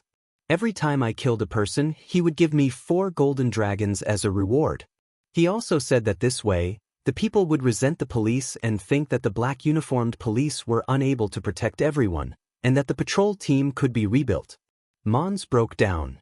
He was not a strong-willed man, or rather, a strong-willed man would never serve as a patrol member who robbed others, nor would he take 4 lives for a few golden dragons. Nightingale thought that perhaps before he did this, he would never have thought that he would be targeted by the Ministry of Justice so quickly, let alone that someone could find him in a big city with a population of 20,000 in just 4 days. He wept bitterly as he explained the whole story, blood and snot all over his collar. I don't know how he found me. The first time we met was in a tavern. He gave me this bottle of dreamland water and said that as long as I did what he said, I could get a lot of money. I had no savings at that time, and the police didn't accept my application. I hated him, so I did it. The police will never accept a scum like you, Wren spat. Do you know his name or identity? Nightingale asked. You don't know. You're lying. I really don't know. Nightingale looked at Renee, and the latter immediately understood. He raised his hand and punched a few more times. This lady is a witch, and her ability is to distinguish lies. Lying in front of her, I think you must be tired of living. Don't test our patience. No, my lord, I'm just not sure, Mons screamed. Because he never told me his name or identity. What do you mean by not sure? I also wondered why he was so generous. He didn't look like a noble. 2 days ago, he came in a hurry, and his clothes were a little strange, like a coat on top of a coat. He gasped. And the coat seemed to be a uniform. I also saw a petal-shaped emblem on his collar. A petal-shaped emblem? Nightingale and Wren looked at each other. The emblem of the honeysuckle family? That's why I'm not sure. Everyone knows that the Hull family is the Lord's supporter. How could they secretly oppose Lord Wimbledon? Mons lowered his head and said, Perrault is definitely not that kind of person. Someone else must be playing tricks, Wren said with certainty. Anyway, they meet every day. Why don't we set a trap and let that guy come in? It seemed that this was the only way. Instead of making wild guesses, it was better to capture Mons when he asked for payment. Then everything would be clear. Nightingale nodded, but in her heart, she felt that she had overlooked something. Mons didn't lie, and all the information was true. What's wrong? Sister Nightingale, are you done yet? Lightning shouted outside the door. The meeting is almost over, Coo. We have to go back, Coo. Considering that the arrest would inevitably be violent, she deliberately asked the three of them to stay outside. Hearing the word, meeting, from Maggie, Nightingale's mind went blank. Wait. His Highness is having a meeting with the nobles in the hall to discuss the establishment of the new city hall. This meant that he did not have any guards with him, and the closest one was also outside the hall. If this person was really a member of the honeysuckle family, he could certainly enter the castle and the hall on the first floor without any hindrance. However, he definitely could not set foot on the second and third floor, which belonged to His Highness, and she was not with His Highness Roland. Lightning! Nightingale no longer cared about the Earl of Elk and Mons. She rushed out of the house, grabbed Lightning's shoulder and shouted, "Take me back to the castle. His Highness may be in danger. Hold on to me."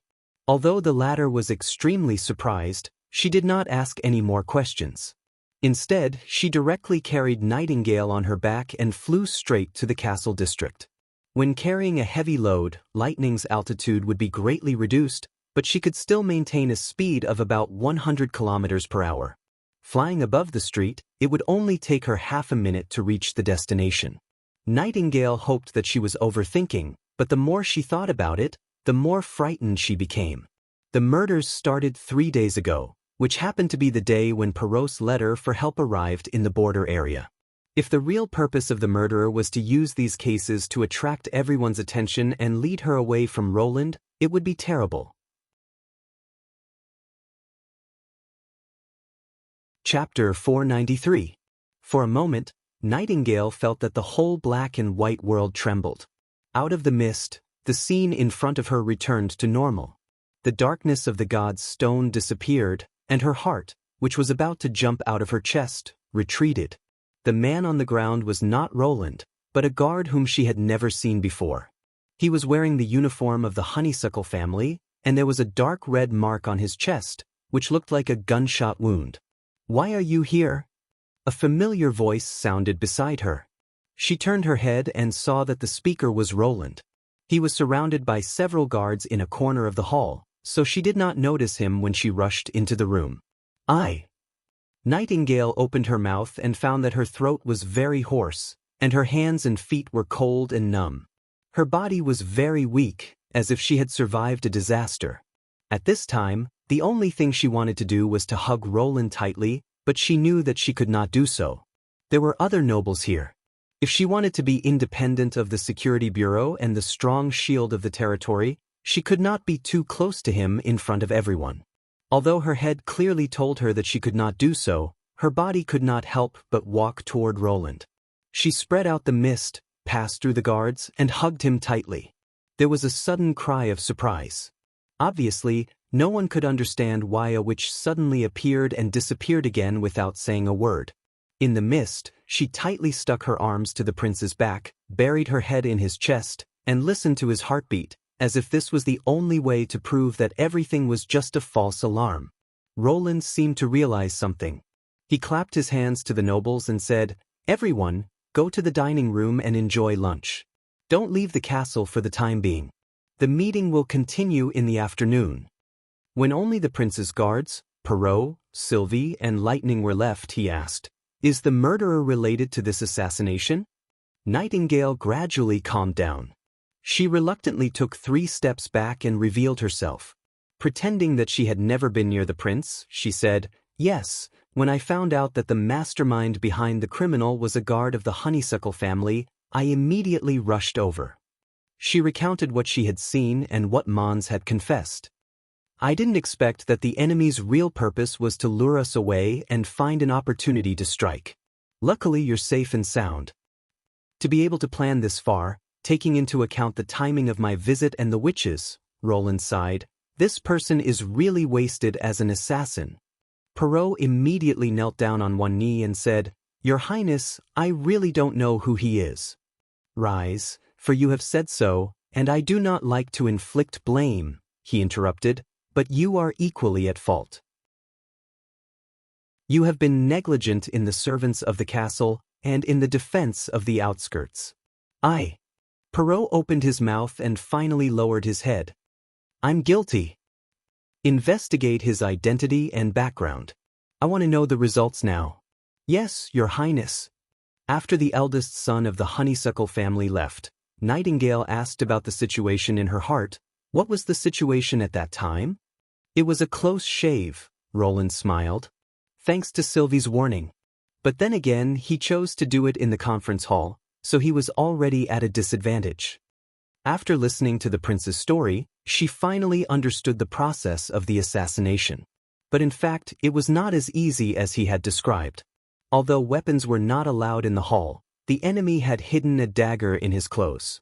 In addition, he was indeed a castle guard, so no one searched him and he was directly allowed to enter the hall. If there was any mistake made by the assassin, it was that he carried a god's stone of retaliation. It was very normal for the guards to wear a god's stone of retaliation, but it was particularly conspicuous in the hall. In order not to interfere with Sylvie's observation, all the nobles attending the meeting had taken off their god's stone of retaliation. The sudden appearance of a black hole made Sylvie notice him. When he walked towards His Highness, Sylvie immediately warned him. Although Roland said the following scene in a very relaxed manner, Nightingale still broke out in a cold sweat. The hall was about 20 meters long and wide. From the time the enemy heard the warning and started to run to the long table, only a few breaths of time had passed. His Highness had just pulled out his revolver and removed the safety when the dagger had already pierced his body. The place that was hit was the back of the waist. Nightingale, who had experienced assassination training, naturally knew that compared to the chest and the head, the waist was extremely difficult to defend. Once it was injured, the severe pain could immediately make the target lose the ability to resist, and the next step would probably be to cut the blood vessels in the neck. Fortunately, His Highness Roland was wearing a protective suit specially made by Soroya, so the dagger could not penetrate the coating and could not stop his next move. The gun was fired almost at the assassin's body, and the loud roar made the scene a mess. 2 12mm bullets directly took away the enemy's life. Nightingale knew how thrilling the process was. If His Highness had not removed the safety in a panic, and if the gun had not been fired smoothly, the consequences would have been unimaginable. She turned her head and glared at Lightning. Lightning immediately lowered her head and looked like she was admitting her mistake. "Your Highness, I've found out the truth." Perrault walked into the hall again. "His name is Shio." He's not a native of the Western region, but he used to be a castle guard for Duke Ryan. Duke Ryan? Roland frowned. Why did you choose such a person as a guard? He's just an ordinary guard. At that time, every family lost a lot of men, so I chose those who had little to do with the Duke. This has always been Stronghold's practice. Perrault said, I don't think it's possible that he carried out the assassination to avenge the Duke. He's not lying, Nightingale thought. After the fall of a great noble, apart from the subordinates who had been infeft with lands and titles, the rest of the people were also resources in the eyes of the other nobles. For those who were divided, it was just like a change of master. Since the Honeysuckle family had surrendered to His Highness Roland a long time ago, and Stronghold had always been managed by Perrault, this group of people had not been investigated. How many people with such backgrounds are there? Roland asked. You've also used people from the Wild Rose, Maple Leaf, and Wolf families? Only 3 or 4 outside the castle. Perrault nodded. The servants, subjects, and serfs of the other 3 families were assigned to the Honeysuckle family and the Elk family. I promise they won't appear in Stronghold. Well, I don't care about those people, but in the castle area, even the guards on the periphery must be chosen from your family. Do you understand? As for the guards in the castle, I'll arrange them myself. Yes, Your Highness. Chapter 494. Following Roland back to the office, Nightingale whispered, I failed to protect you. No, you did a good job. Roland shook his head and said, think about it, why did this assassin named Shio attack me in the conference hall? Because he knew that I was protected by a witch, and this witch was extremely powerful. If he didn't transfer her away, he would have no chance at all. The more arrangements he made, the more flaws he had, so in the end, he could only attack with a small dagger. But he almost succeeded. It can't be considered a success if he didn't kill me on the spot, and your existence limited this possibility. He smiled. If not for you, what would he have done? He would have waited patiently for an opportunity to launch a fatal attack. As long as he lurked in the castle, there would always be such an opportunity. So, you have protected me very well. In fact, the safer the territory is, the safer I am. This is not comforting. Nightingale thought, His Highness really thinks so. This made her feel a surge of warmth in her heart, and the original uneasiness of self-blame dissipated. I understand, but you can't let go of Lightning and Maggie this time. What about them? When I'm not here, they should be by your side to guard against potential enemies. Nightingale said bluntly, for example, in today's situation, as long as lightning flew you, the assassin could not hurt you at all. She's just more lively. No. If Vendy and Scroll were here, they would definitely agree with me. If I don't let them feel that they are wrong, what if something really happens next time? Well. The prince touched his chin and thought for a while. I understand.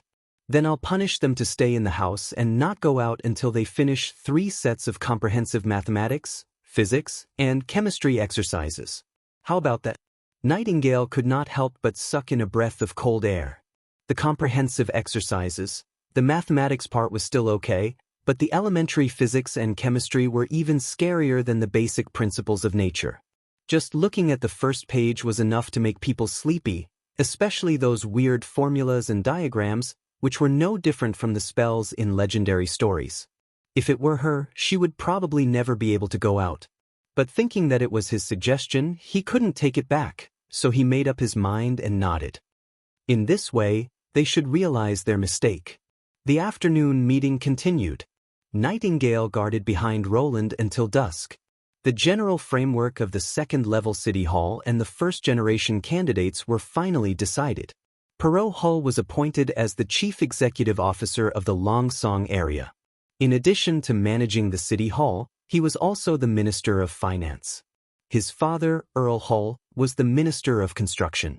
He was the biggest winner among the nobles in Stronghold. Even Nightingale sighed inwardly. His Royal Highness really did not blame the Honeysuckle family for the assassination. This could be considered as an extremely fair and benevolent performance among the lords. As for the heads of other departments, some outstanding nobles were appointed. They used to be baron or knight and were not qualified to participate in high-level government affairs. They were very excited about His Royal Highness' appointment and expressed their willingness to serve His Royal Highness for the rest of their lives. Although it sounded like the truth, Nightingale knew that once the situation changed and Timothy and the church overwhelmed the Western region, they were likely to forget their vows. Before the meeting was adjourned, His Royal Highness emphasized 2 employment principles. The department could use family manpower, but the proportion should not exceed 30%. At the same time, the files should be sent to the Superior City Hall for filing. The other point was that regardless of whether or not family manpower was used, the salary would be paid by the City Hall. Anyone who violated this rule would be punished as a criminal. Nightingale was not interested in these contents and kept yawning. She only cheered up when she saw Maggie fly into Longsong Castle with Earl Spear on her back. After the dinner, they followed Earl Elk to Shio's residence. It was an ordinary bungalow in the castle district. The room was so clean that not even a piece of paper was left. Obviously, Shio was prepared and had destroyed all evidence before the operation. Shio needs to stay in the castle district during the day, so we only need to reproduce what happened at night, the prince told Summer. I need to check everything he did from the time he contacted the former patrol member, Mons, to today in this room. I want every scene. Countess Spear summoned a magic channel and connected Maggie and Summer together. Summer, who had temporarily gained enough magic power, began to retrace the details of every night. Shio seemed to come back to life. Sometimes he sat by the fireplace, meditating, and sometimes he wrote something on a piece of paper. Soroya recorded all of this. On the 4th day, he sat by the fireplace as usual, but this time there was an emblem in his hand. I think I've seen this thing before. Roland's voice sounded a little surprised. Draw it and let me see. The emblem was quickly drawn on the paper with a magic pen. It was about the size of a thumb and was a round gem polished into the shape of a button. Both sides were engraved with the standard symbol of a tower and a spear, which was a typical royal emblem. Is he Timothy's man? Nightingale couldn't help asking. Roland frowned and said nothing, as if he was thinking about something. After a long time, he shook his head slightly. No, this is a token of Wimbledon 3. You mean, your father? Ren asked in surprise. Isn't the king already under the control of Prince Gerald? Perrault was also surprised. When I was a child, I saw this emblem on the desk of Wimbledon 3 and asked him what it was. He said that each gem represented a warrior loyal to the royal family, and the more gems there were, the more stable the throne of Wimbledon would be. Her Highness sighed. It seems that Shio is the secret pawn the king placed beside Duke Ryan to monitor the movements of the entire western region. Then why did he attack you? Ren was puzzled. Maybe Timothy found the list of gems and passed down the assassination order. For them, the emblem means everything. No matter what order it is, they will carry it out. I see. Nightingale looked at the assassin formed by the magic illusion. He stared at the emblem for a long time and finally threw the gem into the fireplace. He looked a little disappointed, but at the same time relaxed. Perhaps in Shio's eyes, this order also meant freedom. However, after figuring out the reason, Roland didn't show a relaxed expression. Instead, he looked at the fireplace with a solemn expression and didn't look away for a long time. Late at night, after Summer fell asleep, Nightingale quietly sneaked into Roland's room. Ever since she was scolded by Vendi, she hadn't done so again. However, today's assassination had made her feel unsettled, and without Vendi and Anna in the castle, she felt less restrained. Looking at the sleeping Roland Wimbledon, she slipped out of the mist and quietly walked to the bedside. She leaned over and kissed his forehead. Chapter 495. When Roland got up from his bed, the sky was already bright. He put on his coat and walked to the window. The white buildings had revealed their respective colors. The red tiles and gray walls mixed together to form a vibrant mix of colors.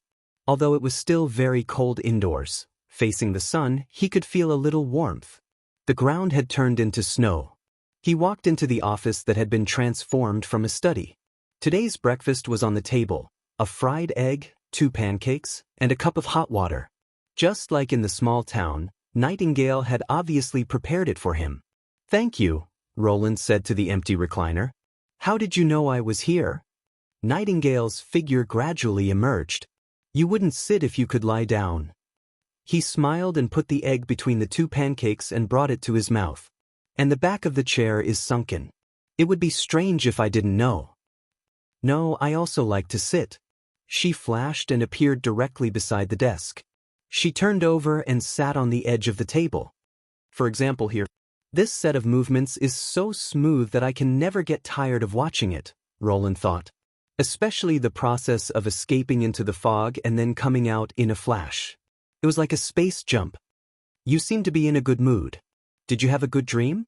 She raised her eyebrows. "Well, it was a good dream." "That's good." Roland swallowed the egg burger in a few bites. "Today you have to follow me. Because of the assassination?" He became serious. If the gem list was really used by Timothy, there may be other hidden pawns in the Western region, and we can't check everyone. These loyal and resourceful people of the royal family should not be wasted on assassinations. They could have been placed in more promising positions to display their abilities. Thinking of this, Roland further strengthened his determination to eradicate Timothy's forces as soon as possible. "As you wish, Your Highness." Nightingale smiled. "Where are we going today?" "The mine and the salt well.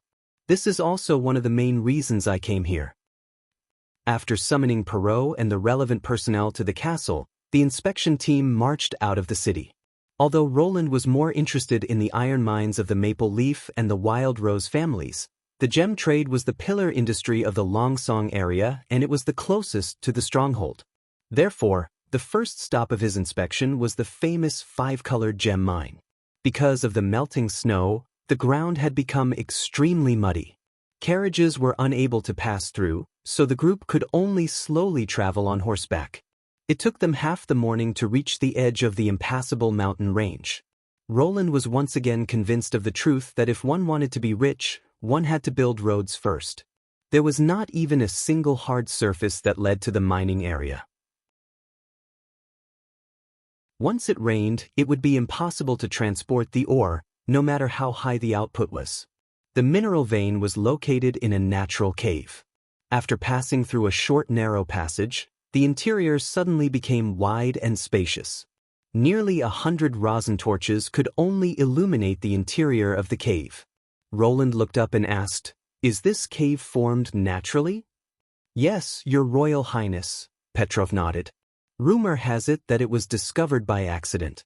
Originally, there was a smooth rock wall here, but more than 300 years ago, there was an earthquake and the rock wall collapsed, revealing the current cave entrance. At first, the local hunters only used this place as a shelter from the rain. Later, as they explored deeper, they discovered the 5-colored gem." "You know it very well," Roland said with a smile. "These stories are well known in the Western region." Perrault beckoned a man to come closer. "His name is Denver Crane, and he's the manager of this mine. You can ask him about the details." "Are you Duke Ryan's man?" "No, Your Highness, the Crane family doesn't belong to any lord." The man called Denver bowed. He was about 30 years old, but he spoke like a calm old man. "We've lived around this mine for generations. The hunter who discovered it was also one of our ancestors. Our family has served 3 dukes, and we've drawn maps of the mine that are as tall as a person. No one knows the mine like the back of their hand." Roland could see that he was very proud of his knowledge. Even in front of the Prince of Grey Castle, he could still speak with assurance. Moreover, his steady temperament was particularly outstanding. Coupled with his fitting black uniform, he looked like an old butler of a 1,000-year-old family in the movies. Since this group of people had passed Nightingale's inspection before they set out, Roland was not worried that he was a spy. "Why is there no one mining in the mine now?" "Because the months of demons have just ended, Your Highness," Denver answered without hesitation. "The snow in the mountains melts and flows into the mountains. Although there are drainage ditches and catchment wells in the mine, The speed of collecting water is much faster than people carrying it. The vein at the bottom of the mine is temporarily inaccessible. According to previous practices, normal mining can only be done in the summer. Is it the same for the iron mines in the territories of Maple Leaf and Wild Rose? I've never been there, but I heard that the iron mines of the two families are located on higher ground. The mine tunnels extend upward, which is much better than here. But if you want to resume production, you'll have to wait at least a month. It seems that you need to set up a few more steam engines to help pump water. Roland shrugged. Steam engine? What's that? Denver looked puzzled. A machine that can keep the mine running all year round. The prince could not help but smile. You still need to learn a lot about mining. Denver did not seem to believe him. His lips moved, but he did not refute. Roland did not take it seriously.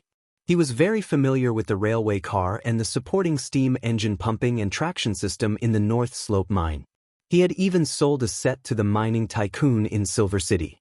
Sooner or later, the mine would be replaced with a more efficient steam engine. However, he was not interested in gems, so he would definitely focus on the iron mines. In that case, let's go to the next inspection site. Roland turned and said, "Wait, Your Highness. This is a small gift from the Crane family." Denver probably did not expect the prince to leave immediately. He hurriedly took 2 steps forward, took out a small wooden box from his bosom, and handed it to Roland. Oh! Roland took the wooden box with great interest and opened the lid. There were 2 sparkling and resplendent gems lying in the box. The light from the torches caused the gems to reflect an overlapping red and green brilliance. It was so dazzling that it was a little dazzling. He could not help but be stunned. This is the multicolored stone? Yes, Your Highness. They are the best of the purest gems, and also the family's collection from 100 years ago. Denver put his hand on his chest and said, "The Crane family is honored to serve the new master of the Western region." Roland did not listen to the second half of the other party's words. His attention was completely focused on the gemstone. This light was too familiar. Even though he knew nothing about minerals, he had heard of the famous name of this type of stone. Chapter 496. When the diaspora reached the gemstone grade, it would refract a brilliant light due to its extremely high fiery color. At the same time, it had a very strong multicolor property. Unlike other color-changing gemstones that could change from one color to another, it could refract multiple colors at the same time. The most obvious one was the mixture of red and green. It was no wonder that the locals gave it the name of multicolored. When Barav introduced it to him, Roland immediately thought of this stone when he saw it with his own eyes. In addition, when diaspora lost water, it would turn into corundum. The gemstone level of corundum was the famous ruby and sapphire. Compared with the former, the latter was more famous. But what excited him was not the gemstone itself. After a long time, the prince closed the wooden box and asked excitedly, "What about the residues dug out from the mine?" "You mean the gravel dug out from the mine?" "Yes, not just the stones, but also the mud." "How did you dispose of the waste?" "They were all dumped at the foot of the mountain after they were shipped out." Denver did not seem to understand the meaning of the prince's question. "Your Highness, please rest assured. We have carefully screened these ores. They are either of poor quality, or they were broken during the mining process and can no longer be polished into gemstones. The most experienced veterans in the family were in charge of the screening process. It was impossible to miss anything." "You're wrong." Roland shook his head with a smile. "Those things are probably the real treasures." "What?" Denver was stunned, and the others looked quite surprised as well. It seemed that they could not associate mud with treasures. But he could not explain it, because in this era, it was difficult to even make steel, let alone refine aluminum. The main component of diaspora was alumina, and it was also an associated product of bauxite. The discovery of diaspora probably meant that this place was rich in aluminum, and the soil and rocks could be used as raw materials to refine aluminum. As the most abundant metal element in the earth, aluminum was more abundant than iron and could be found almost everywhere. In other words, Lucia could also decompose a small amount of aluminum from a random stone dug out of the ground. It was just that it was not cost-effective to use it for industrial refining. Therefore, only places rich in aluminum could be mined. For example, the cave in front of them. Roland called Perrault aside and asked in a low voice, "How has the Crane family managed the gemstone mine for the past 200 years? What I mean is, how did the previous lords pay them?" "I've checked the accounts left behind by Osmond Ryan. The method of payment is very simple. Every year, the Crane family can choose a box of lesser gemstones from the gemstones they collect as payment. It's basically the same as weighing wheat." Perrault explained, "The square box is about the length and width of a palm, and the depth is about half a palm. As long as the lid is closed, you can put as many pills as you want. Of course, the rarest gems must be handed over to the Lord." In other words, the two treasures he gave me just now weren't the best? In terms of quality, it is indeed the best. He wouldn't dare to lie to you about this, but you also know that the bigger the gem, the more expensive it is. You've also received gifts from him, haven't you? Roland looked at the eldest son of the honeysuckle family with interest. The latter replied awkwardly, "Yes, Your Highness. I'll give the gemstones to you when I return." "Keep them, I don't care about that," the prince said carelessly. "I'm just curious, who can guarantee that the payment is true? What if the family secretly takes more during the mining process? Unless they turn the mansion upside down, they won't be able to find out anything, right? Every batch of ore is transported out of the mine and screened, and even if the Cran family steals, they won't do it too obviously. This is a mutual check and balance. They're afraid that the Lord will find out and punish them, and the Lord won't be able to find so many people who know the mine like the back of their hand." Perrault paused. "Besides, even if it's our own people, who can guarantee that they won't steal?" "I see." Roland nodded. "Then continue according to this rule. But in addition to the 5-colored stone, I also want the gravel and mud dug out. When I return, I'll make a preliminary collection plan for you. First, carry it out according to the requirements. Your Highness, this mud, is it really more precious than the gemstones?" "It depends on whose hands it's in," the prince replied. "What was aluminum? It had countless uses. Its low density and corrosion resistance were already half of the industrial production sky, and it was also an essential key material for aviation technology. Although aluminum refining was troublesome and the electrolysis equipment required an astronomical amount of electricity for Neverwinter, with Lucia's help, they could always save up some. By then, some miraculous weapons in this era, such as large airships, could also be produced. Roland had originally planned to focus on the 2 iron mines, but now it seemed that he had to adjust his plan slightly. It was completely dark when he returned to the castle after inspecting the remaining 2 mines and a salt well. After dinner, Roland could not wait to take out a pen and paper and start to plan the use of the new resources. First, the steam engine. Whether it was the drainage of the mines, hauling, or extracting brine from the salt well, the steam engine could double the efficiency. Now that the Maple Leaf and Wild Rose families had been destroyed, he planned to transfer a group of skilled workers from the North Slope mine and hire a large number of workers from the Long Song area to start the operation of the 2 new iron mines. The ore could be hauled back to the border area for smelting. As for the gemstone mine, Roland needed to wait for Lucia to go to Long Song to test the aluminum content in each tunnel before arranging the next mining direction. Another important point was the salt well. It was close to what Roland had expected. In addition to using the steam engine to pump water to increase the output, the only thing left to do was to remove the impurities. Considering the complex geological composition, he decided to take a tube of brine from each well back to the border area and hand it over to the chief alchemist, Kyle Sichi, to study the specific steps of removing impurities. After figuring out the process, he would set up a factory on the spot to produce salt on a large scale. Of course, the salt industry, like grain, should also be monopolized by the city hall. The Elk and Honeysuckle families' salt wells could receive technical support from Neverwinter, but the salt produced must be sold to the city hall at the stipulated market price, and they could not be sold to other cities for profit. If they could obtain a large amount of salt at a low price, it would undoubtedly open up a new trade route for Neverwinter.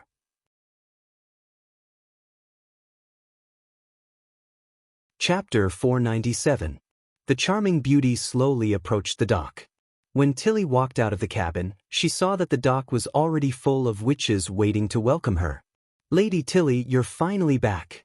With the help of the magic servant, Molly was the first to rush up to her. "Ah, so cunning!"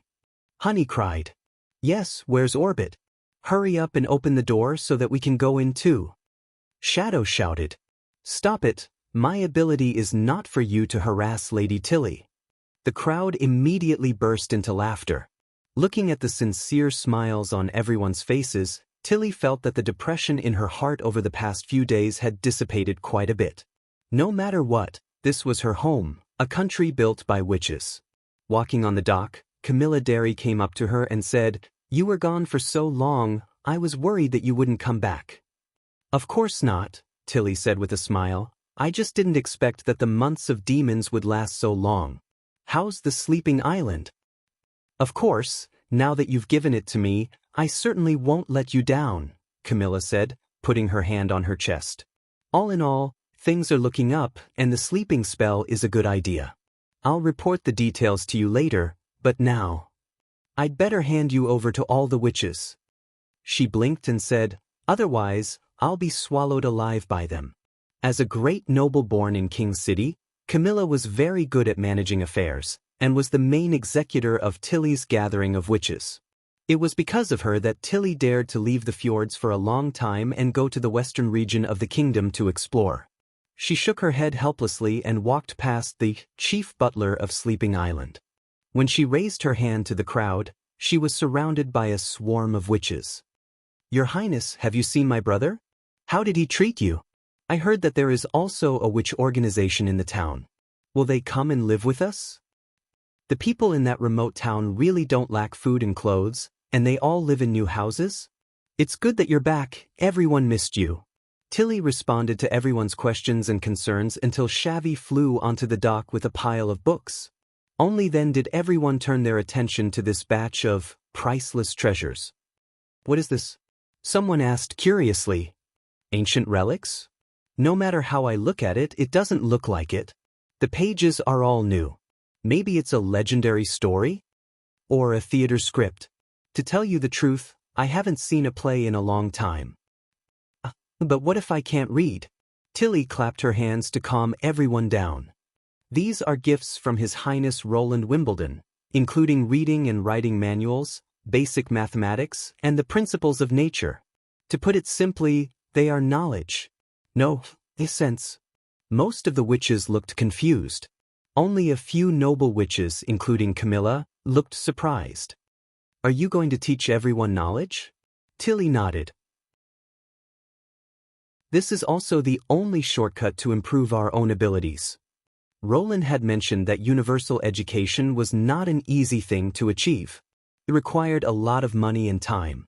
When people put down their work and spread out their books to learn how to read and write, it meant that the territory temporarily lost a part of the labor force. In addition, encouraging them to study actively also required the support of money, including the teachers' salaries and the construction of school buildings, which was not a small number. The most important thing was that, unlike doing business, it would not have an immediate effect. It required the governor to implement it over a long period of time. But the changes it brought were impressive, not only for ordinary people, but also for witches. Tilly had already seen this in Border Town.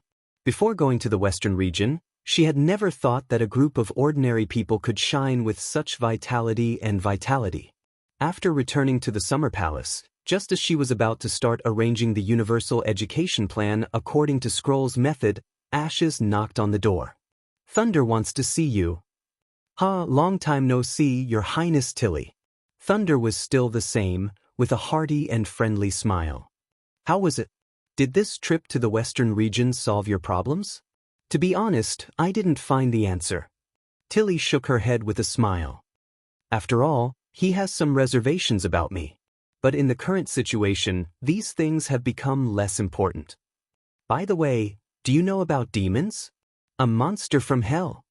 Thunder raised his eyebrows. In epics and legends, it is often heard that the heroic knight stepped forward bravely and used a spear stained with dragon's blood to kill these ferocious and terrible enemies. This time, they are not the enemies in the books. She exhaled. Ah, what do you mean? I don't know whether those dragons exist or not, but the demons are real. Tilly briefly told him about the Witch Union and the Battle of Divine Will. The Four Kingdoms are just the barbarian land of the past. If we lose again, human beings will have no way out. There's actually such a thing. Thunder did not say a word. After listening to her, he exclaimed, "The ruins all over the world are the work of witches, and Border Town actually found an ancient witch from more than 400 years ago?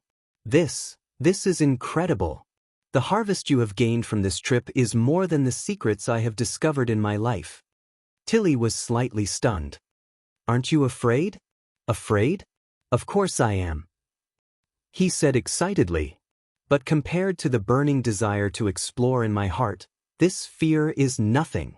Damn it, I really want to go to Grey Castle myself and see the living ruins." Princess Tilly did not know whether to laugh or cry. The main purpose of going to the Western region was to see Agatha, not her own daughter. She did not know whether she should be happy or sad for Lightning. "Without this experience, I'm afraid the title of the greatest explorer in the fjords could only belong to you." Thunder sighed for a while and said, "But I also found something very extraordinary." "Please go ahead." "I went to the east of the ceiling again." "The ceiling?" Tilly was puzzled. "What's that?" "Ah, I forgot that you were still in Border Town when I came back last time." He touched the back of his head. "It's a cliff made of seawater, which divides the sea into two plains. However, ships can travel freely on it just like a spider climbing a wall." "What? That's impossible." "I had the same reaction when I first saw it, but the ceiling does exist." Thunder said proudly, "What's more incredible is that I drove Courage over the ceiling and was lucky enough to witness the whole process of a high tide. If I hadn't seen it with my own eyes, I would never have imagined how spectacular the scene was. The seawater gradually flowed faster and faster, and finally rushed to the lowest point of the cliff. If it weren't for Molly's servants protecting the ship, I'm afraid Courage would have been broken on the spot. I turned the wheel to steer the ship straight in the direction of the seawater. Plus, there was a strong wind at that time, so the two maintained a very delicate balance. Courage couldn't go any further, but it also wouldn't be swept off the cliff by the current." He paused here, as if he was recalling the excitement at that time. "Of course, the ceiling is not a real cliff. We've all seen what a waterfall looks like. The straight curtain of water, the splash of water, and the roar of the water. But there, except for the flowing seawater, there was nothing. I knew that even if Courage was pushed off the ceiling, it would just be the same as the process of climbing up, returning to the side of the lower terrain. And then?" Tilly asked eagerly. Chapter 498. The water flowing from the ceiling into the seabed caused the water level to rise? How was that possible? Tilly pondered for a moment. What about the ebb tide? Will the seawater flow back? Good question. Thunder clenched his fists excitedly. After that, my fleet stayed near the ceiling for half a month until the tide ebbed. During this time, I also used various methods to cross the ceiling. The most amazing thing was sailing on the ceiling. Do you know what it felt like? To outsiders, it seemed like we were stuck to a cliff, with the sails completely parallel to the sea, and could fall at any time. But we didn't feel this at all on the ship. It was like Braveheart was sailing on a narrow river several meters wide. On one side was the endless wall of seawater, and on the other side was the vast sky. Of course, we had to wait for the water to slow down before we could do that. Otherwise, the magic servants wouldn't be able to protect the hull. This doesn't make sense. Tilly's mind was in a mess. If the person telling the story was not Thunder but another explorer, she would have thought that he was bragging. I think so too. But I trust my eyes more than common sense. He continued, half a month later, the tide began to ebb. It was exactly the same time as the rise and fall of the Shadow Islands. the seawater didn't flow back. It just slowly receded, and the ceiling once again shrunk from several meters high to hundreds of meters high. You mean the extra seawater just disappeared into thin air? Maybe, but it could have flowed to other places. Where could it have flowed to? Tilly face-bombed. The tides of the Shadow Islands rise and fall dramatically, while the fjord's islands are much calmer. When it reached the shore of the Four Kingdoms, there was almost no obvious change. If it didn't disappear into thin air, what else could it be? Thunder pointed at his feet. She sighed. I remember you said that the water level of the Shadow Islands fell so fast, as if there was a huge hole at the bottom of the sea that was swallowing seawater. But no matter how big the hole is, it should be filled in a few years. This is just my guess. After all, no one has seen what the real bottom of the sea looks like. But there is one thing that I am very concerned about. What? Why is the sea we're in called the Swirling Sea? Tilly was shocked when she heard this. She then shook her head and said, That's impossible. This idea is too crazy. If the drainage from the underwater cave could create a whirlpool, how could we not have seen it? Also, this name has been around for hundreds of years. Who knows what the person who named it was thinking? Indeed, I've done a simple experiment.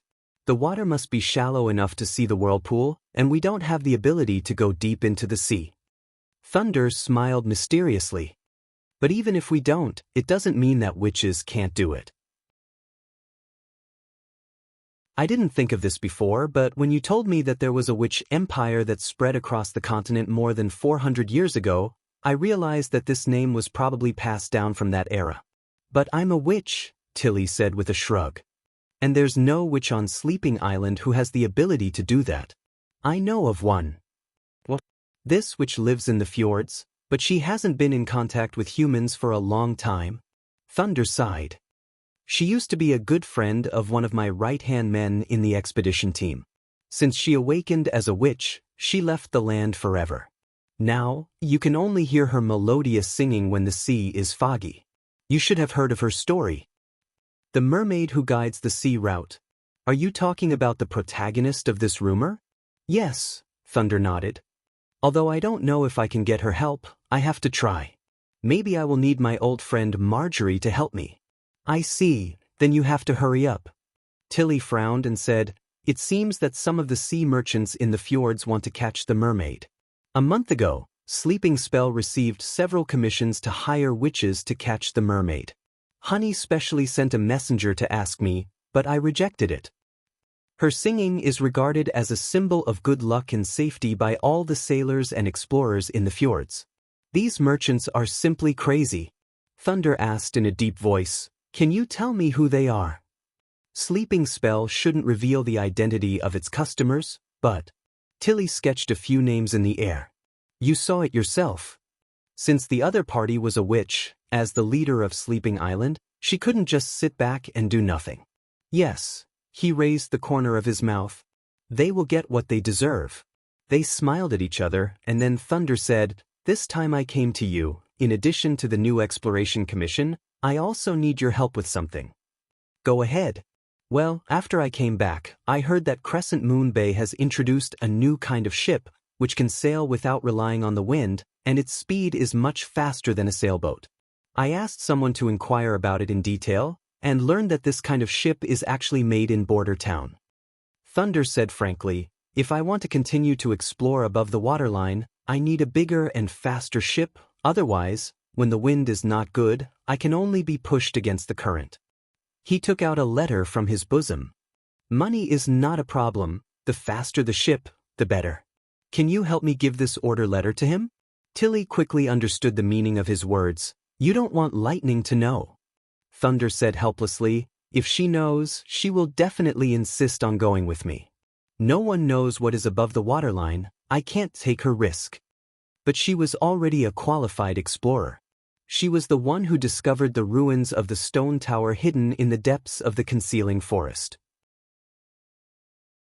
Tilly thought so, and finally nodded. I understand. I'll help you contact Roland Wimbledon for the time being. Thank you, Your Highness. After Thunder left, Tilly pondered for a long time, and then took out the ancient books she had found in the ruins of the Shadow Islands. Maybe she could find clues about the Selene and tides in them. According to the method taught by Agatha, she twisted her magic according to the shape of the characters, and the corresponding meaning automatically emerged in her mind, as if she was not reading the book, but the book was talking to her. Some of the ancient books described what the author had seen and heard in the barbarian land, some were like nautical logs, and some mentioned the reconstruction plan of the Union. The more she read, the more confused she became. These contents had no connection, and they did not seem to be written by the same person. Moreover, none of the books mentioned the Selene, the spire at the bottom of the sea, the telescope, and the huge stone gate in the mirror. This was completely different from what she had expected. She had thought that as long as she could understand the language of the Union, she would be able to uncover some of the secrets in the ruins, and even find out the truth about the rapid rise and fall of the Shadow Sea. But now, it was more like she was looking through a pile of miscellaneous notes. Wait. Pieced together? Suddenly, an idea flashed through Tilly's mind. She spread out the 3 logbooks and put them together. Once again, she carefully examined them. The time recorded in the logbooks was very different. Some of them were even separated by several decades. The routes were also different. They ranged from the sea near the mainland to the fjords. It was as if someone had collected these things one by one and stored them in the ruins. When this idea came to her mind, she could not help but feel a chill running down her spine. Chapter 499. At the dock of the Longsong district in Neverwinter, 2 cement boats were docked on the shore. Workers were unloading burlap bags one by one. The newly appointed official of the Ministry of Agriculture was counting the number. The whole dock was in full swing. It was a rare scene in Stronghold, where the influence of the months of demons had not completely dissipated and the roads were still covered with snow. After checking and counting, the seeds in the burlap bags would be distributed to every farmer. Your Highness, can the golden ones really increase the wheat yield by more than 3 times? Perrault still could not believe it. Does it mean that the wheat yield from the fields can feed everyone? Roland had also heard Barev say something like this before. Or, in the eyes of most nobles, it was normal for commoners to go hungry. Making sure everyone has enough to eat is the most basic responsibility of a lord. We've only taken the first step. Besides, you don't have to take it as my kindness. You know, starving people can't devote themselves to the construction of the city. But this is undoubtedly a great achievement. As far as I know, no city in the kingdom can achieve this. The achievement is indeed praiseworthy, but I only made a small part of it. The most important thing is the witches. Without Leaf's transformation, the golden ones would not have been possible. Perrault was silent for a while. Maybe we were wrong before. What? About the way we treat witches. Roland let out a long sigh. Most nobles disapprove of the church's propaganda, but they also hate and are wary of witches. They cooperate with the church to kill witches. Even if they want to use witches, they are strictly guarded like slaves. Only you see their value and treat them as ordinary people. That's the most incredible thing. They're not ordinary at all. Not only do you not see the value of witches, but you also ignore the power of the people. In fact, the potential of the latter is even more amazing. Witches are like catalysts. The combination of the two can bring about a leap in civilization. The more developed a civilization is, the greater the leap will be. However, Roland did not speak his mind. It's not too late to make up for it. After all, we're of the same origin. Your Highness, the boiler is boiling. The Victory can set sail at any time, one of his guards reported. Let everyone get on the boat. I'll be right there. The prince then turned to Perrault. The guidance team from the Ministry of Agriculture should arrive in the afternoon. They'll teach you how to plant golden ones. As for the mining and construction of the mines, the expansion of the population, universal education, and the establishment of factories, we've discussed enough at the meeting. Just follow the plan, and if you encounter any problems, try to solve them on your own. If you can't, let me know. He patted the eldest son of the honeysuckle family and said, After I leave, I'll leave this place to you. Do a good job. Your career as the executive officer of the Longsong district will not be your final destination. I won't let you down, Your Highness. Perrault bowed. Roland boarded the concrete boat and gave the order to set off. With a long whistle, the SS Victory slowly left the shore and headed for the border area.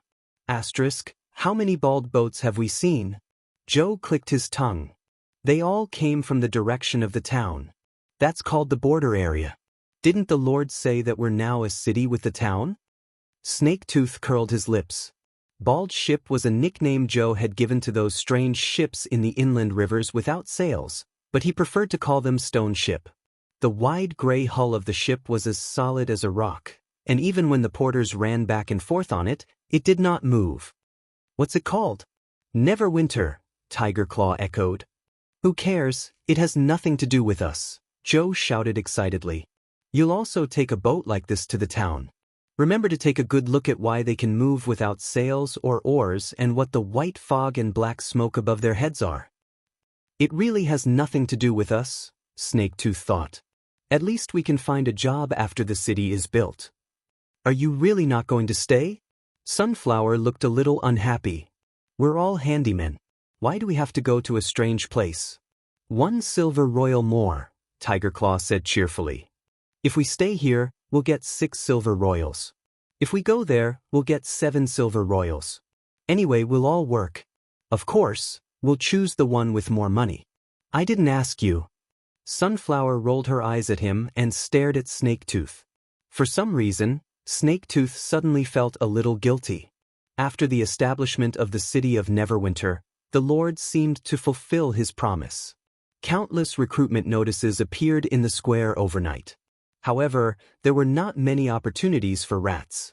Most of them were handymen and mason apprentices, and their pay was also lower than that of other rats. Of course, no matter what, it was better than being a rat and starving.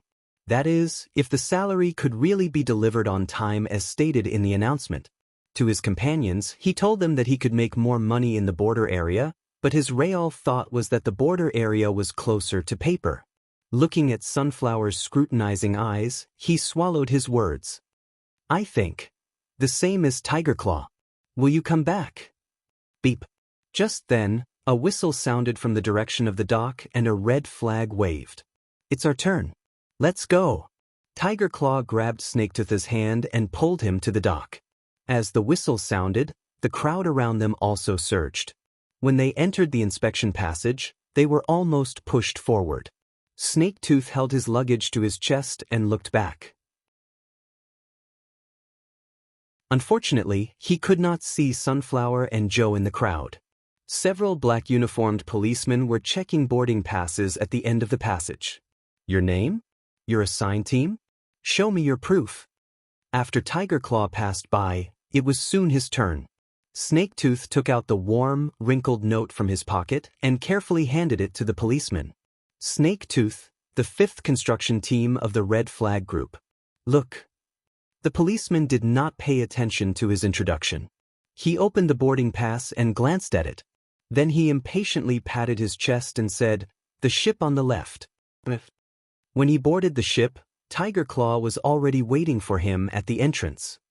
They didn't ask for extra money. That's incredible. Yeah, they didn't ask for it.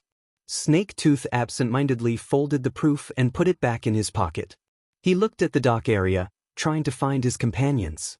It was not until the stone boat was slowly moving away from the wharf that he found the two of them on a stone step beside the embankment.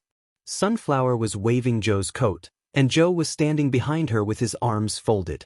Snaketooth hurriedly took off his coat, ignoring the surprised looks of the others, and waved it hard. Their gazes finally met once more. Take care, he shouted. Sunflower seemed to be saying something too, but the roar of the ship drowned out their voices.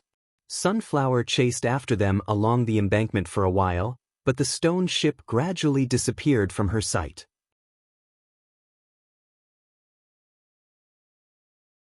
Chapter 500. A Genius in a Second to Remember Love? The internet provides you with wonderful novels to read. After spending a whole day on the way back to the border area, Roland felt sore all over. He went to bed early after washing up and did not feel refreshed until noon the next day. It seemed that he needed a soundproof cabin and soft reclining chairs on his ship. It would be even better if there was a spacious bed. Otherwise, it would be a double torture to sit on a trembling hard chair and listen to the roar of the steam engine. The first thing Roland did when he walked into his office was to summon Barav Mons and Senadali, the Minister of Agriculture. There was only 1 week left before the spring offensive. Since Iron Axe was confident in the army, Roland was very reassured. Therefore, the most important thing was to focus on the agricultural production and spring sowing. After all, only when they had food in their hands could they not panic. I've seen the seeds being transported to the Longsong Pier. As long as we have golden ones, this year's harvest won't be too bad, but the border area is the focus. We're an example, a proof, and an example for everyone to see. Roland knocked on the table and said, "So, how's the spring plowing going? Who can tell me?"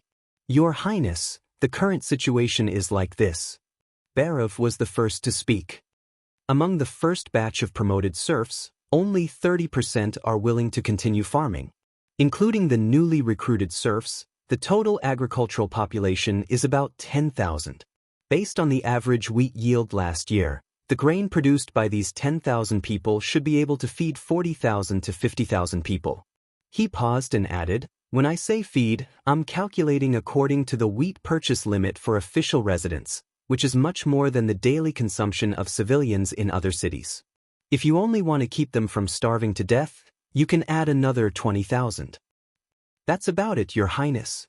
Sirius continued, "However, the above conclusions are based on the statistics from the year before last by the Ministry of Agriculture. This year, about half of the serfs, mainly the new batch, will use the golden twos modified by Lady Leaf. To be honest, if I hadn't seen it with my own eyes, I wouldn't have believed that wheat stalks could grow so many ears. In addition, 2,000 people will switch to potatoes and corn, so I can't estimate the actual output. As for the farming part, the farmland is currently being plowed.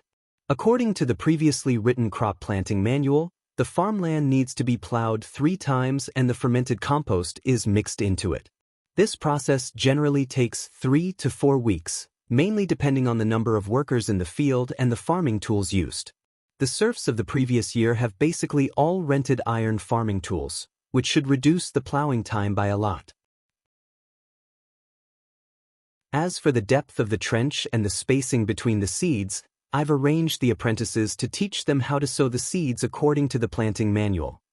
It was obvious that the Knight of the Wolf family had put a lot of effort into farming.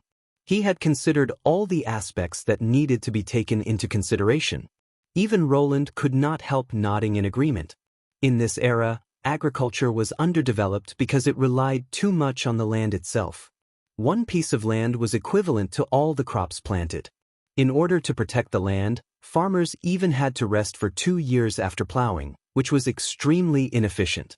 Now that Neverwinter had controllable irrigation, natural fertilizers, and reasonable planting methods, as well as the seeds modified by Leaf, the yield was naturally astonishingly high in the eyes of the locals. However, for Roland, it was still too high that more than 10,000 of the 30,000 people were engaged in farming. If he wanted to reduce the agricultural population, the most effective way was to start with farming tools, such as making agricultural equipment that used animal power or mechanical power. "Good, keep the momentum going," Roland said with satisfaction.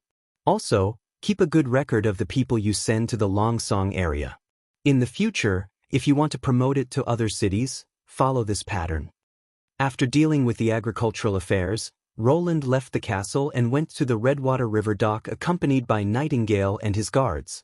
This ship, which was built by Anna, had entered the weapon installation stage 2 days ago. The hull, which was painted with a gray and red anti-corrosion coating, stood quietly on the sleepers. The hull, which was the size of 3 cement ships, looked very burly. Different from the cement paddle steamers without cabins, its sideboard was nearly 2 meters long, which could fit the boiler and steam engine into the belly. The 2 ribs also did not have paddle wheels. In addition, another feature of the ship was the raised bridge in the middle of the hull. Although it was only 1 story high, it still looked very eye-catching.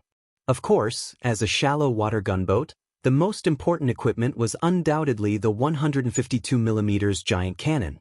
In order to save time, Roland did not let Anna make the naval cannon. Instead, he dismantled the Longsong cannon on the city wall and planned to put it directly on the ship. Now, it was placed beside the dock, waiting for the final hoisting. "Your Highness." Seeing Roland appear, Anna immediately waved to him. "Here." The prince walked over with a smile. "How is the construction going? Is it going well?" During the week when he went to the Longsong area, Anna took care of all the construction of the gunboat. Although she was given the drawings of the key parts, it was, after all, an unprecedented project, so it was normal to encounter all kinds of problems. "Not very well." She shook her head. The more troublesome problems are the side hull deformation, the propeller leakage, the hull tilting to one side after welding the bridge, and the gun seat can't jam the cannon, but I've solved them. "All solved?" Roland was surprised. "Yes," Anna said with a bright smile, counting with her fingers. "The side deformation is caused by the thin steel plate of the ship, so I installed a fixed support frame at the vulnerable part. The propeller leakage is caused by the gap between the casing and the connecting rod. I surrounded the gap with a water tank so that the water would not leak everywhere and could be pumped out by the steam engine. The bridge deviation is caused by the asymmetry of the weight, so I can modify it a little bit. The problem of the gun seat is the most difficult to solve. I finally found the inspiration from the revolver. First, I cut a row of teeth on the bottom ring, and then I added a claw that can be inserted between the teeth so that the rotating gun seat can be fixed in any direction I want to aim at." Roland blinked and said after a long time, "You're really a genius." Although none of these problems were difficult to solve, it was especially so for someone who had drawn countless mechanical blueprints. Perhaps only Anna had such meticulous observation skills to be able to link the structure of the revolver to the way the turret was fixed. "By the way, Your Highness, does this ship have a name?" "Not yet."